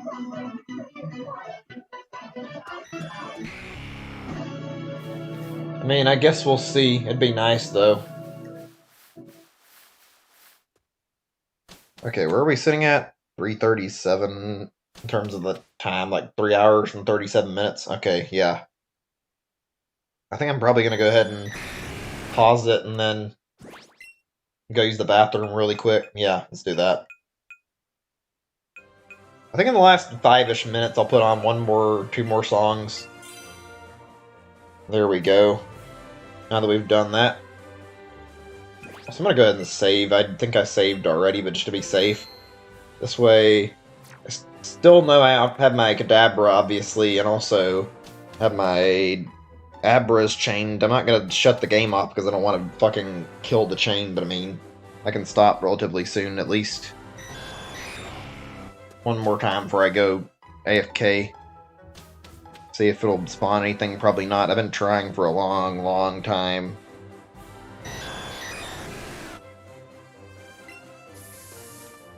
Okay, that answers that. We'll have to try again when I get back. I'll put this on mute and be right back in a few. Let me just mute my OBS mic. My mic. I don't know why I said OBS mic, whatever. See you guys in just a little bit. Be right back.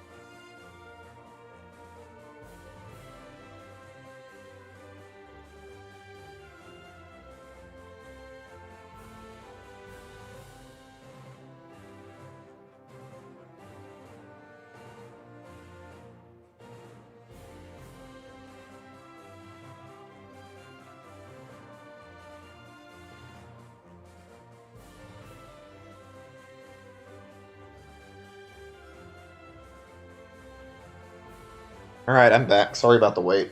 I literally just got done a minute or two ago when I stopped by and messed with my cat and interacted with her a little bit while I was AFK, so I figured it might take a little longer than usual for that. I just wanted to see my cat. She's been pretty good today. In fact, I've been enjoying interacting with her. She's really great.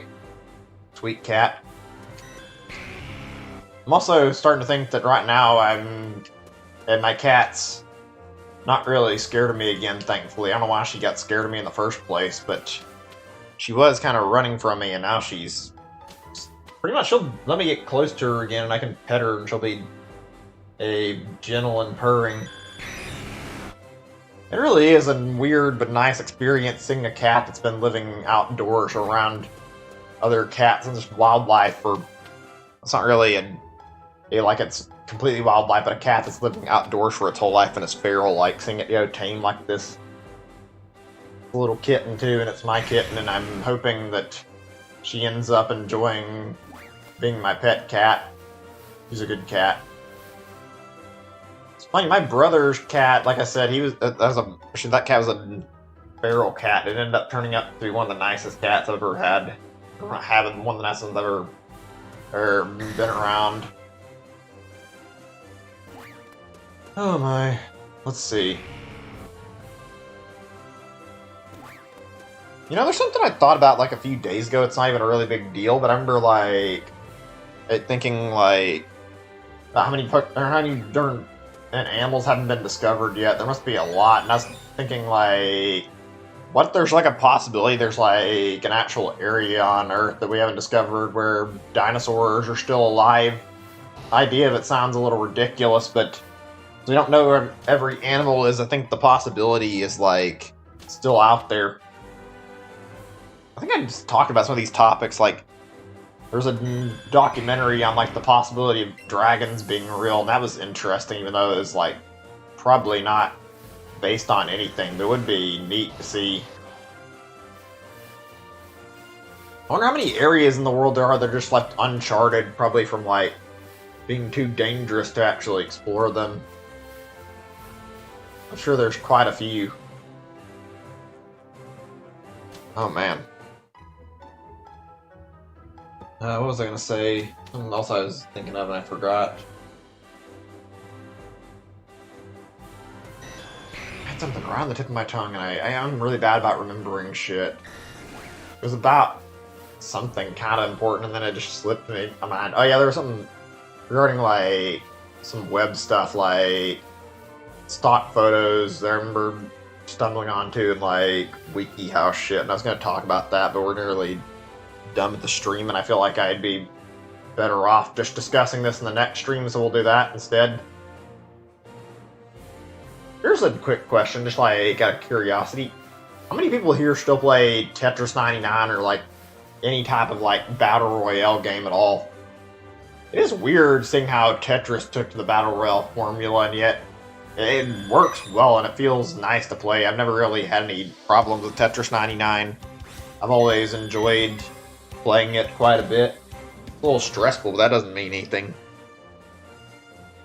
I'm surprised I got so many wins, and yet none of my wins have been from me fucking winning in a normal like round where it's just doing like a typical day of Tetris 99. All my wins come from tournaments for whatever reason. I've always won like a theme when I've had a tournament. I think, let's see, I probably won like 5 or 6 times overall.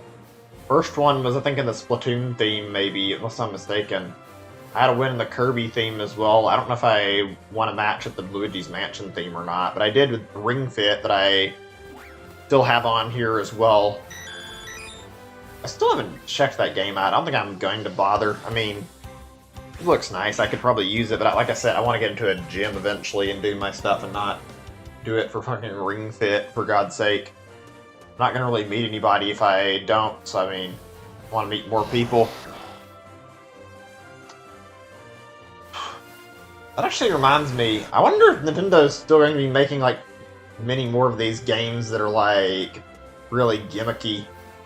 Doesn't really matter to me, but like Labo and Ring Fit were like weird games that just kind of came out that weren't really the same as most of the other stuff on the Switch. Like, even Clubhouse games is a lot, but it's not the same level of odd as the other two. The little board game collection that's pretty fun to mess around with.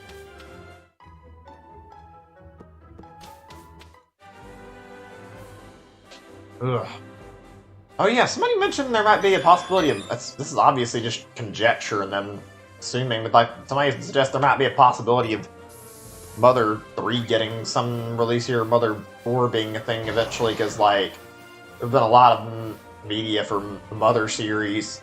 I wouldn't even be surprised if we ended up getting like a brand new Mother game at some point. It's been a long time. I don't think it's going to happen like anytime soon, but it'd be welcome, to say the least, to have another Mother game come out. Well, I do think I would prefer to get an actual officially translated version of Mother 3. I mean, there's the ROM hack that has the translation, but it's made by fans. It's still good, though. It was really, really well done, as if it was localized by someone who actually does that for their job. I think the guy who does it may actually work in localization. I'm not actually certain. The naming and like all the puns and all the other stuff are really good. It feels like something you'd see from Nintendo. Oh well, maybe one day. I don't think the whole text argument really lines up as like a good excuse anymore when they have Xenoblade X, and that was like way more dialogue in it than Mother 3 is. Like, there's so much shit to do in that game.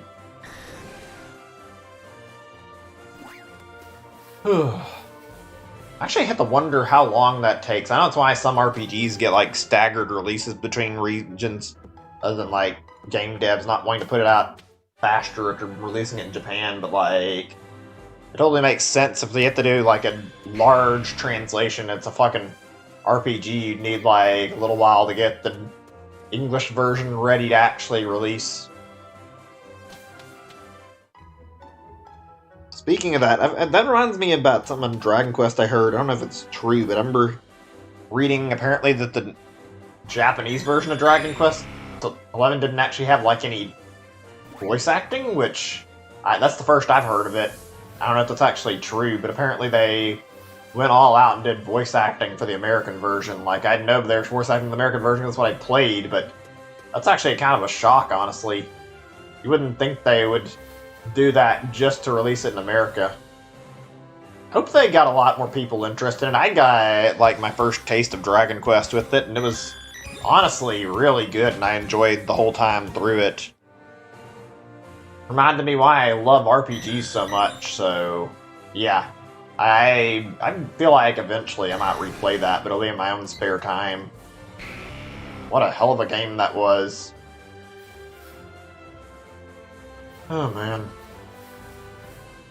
Alright, we got like 5 minutes left. I'm gonna put the music on a different thing I said I was going to. My bad if I didn't get it very quickly. Let's see here. I'll just do JoJo music right now, because there's one I want to listen to, I think, in this. At least I'll have to check and see. I thought I did. And it's not showing up as anything in the bar. Let me check and see if it's there when I try like reloading or like searching for it, maybe.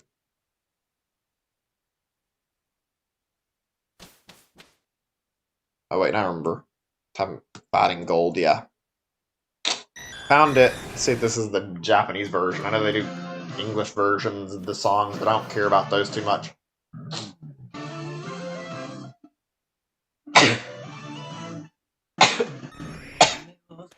Oh yeah, this one's good. I enjoy this. I'm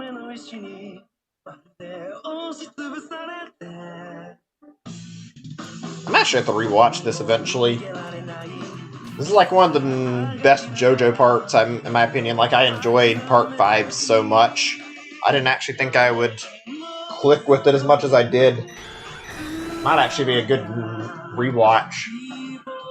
Only problem was the fucking ending had like no real battle at the end. That was really bad about it. It was like there was no villain fight, or at least no proper one, which that adds a lot to the end of the that part had like a little face down with the villain, and they'd forgone that time and didn't really do it. I mean, people say the chase at the end is actually supposed to be like a fight, but it doesn't really feel like it entirely. Hey, whatever. It was good. That's like the one complaint out of the whole thing. It was a really, really nice part. It also adds like a lot of tension. I think in every other JoJo part, sure, characters died, but like this was like half of the main cast, I think, maybe more actually, all dying before they reached the end of the show. And that's like 2 out of the originals and 1 new person that was introduced later. Spoilers, I know, but like it's been a while, and plus there's the 10-year-old manga, so it's like I'm not really looking to directly spoil it. Just have a little bit of discussion.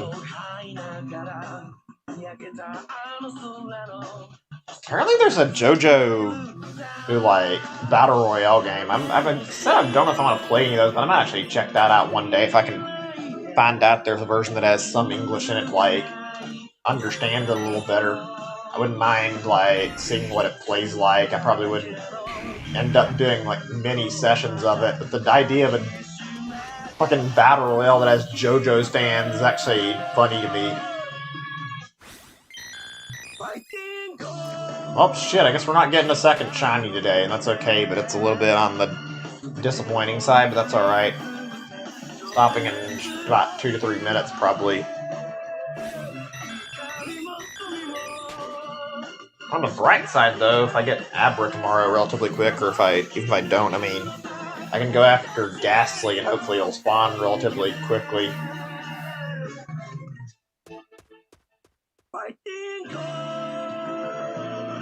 I'm gonna check something in a minute.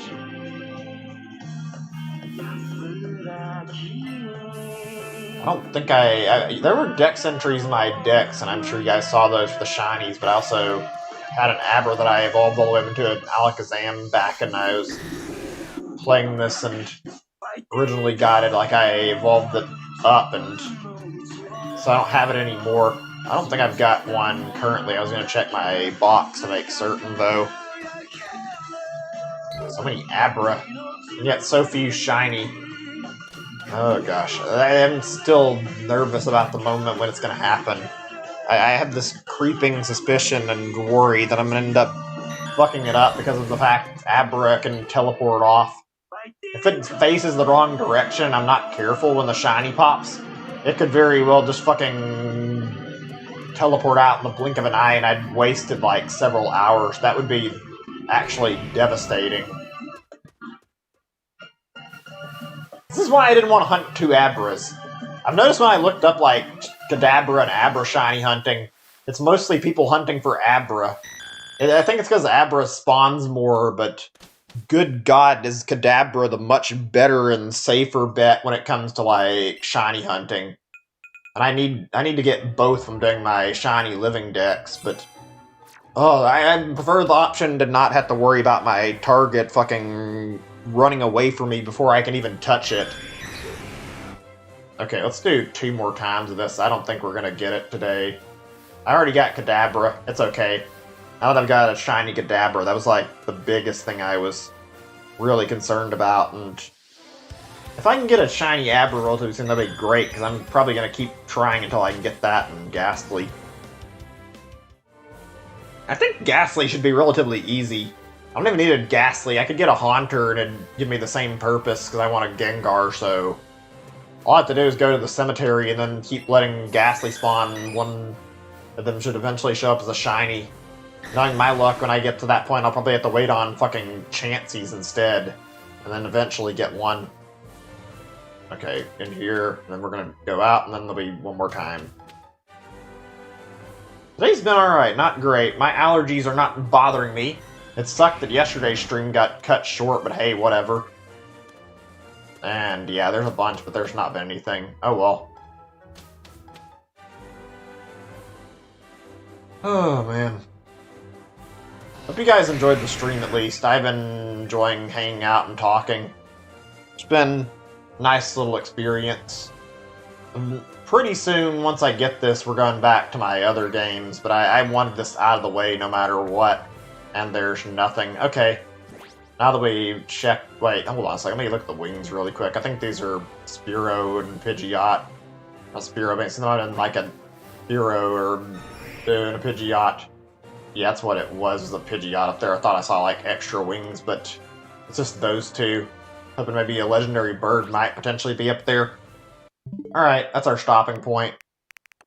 I'm not going to be going any further for today because I don't want to keep pushing when I'm a little bit sleep deprived from not having an easy time falling asleep last night.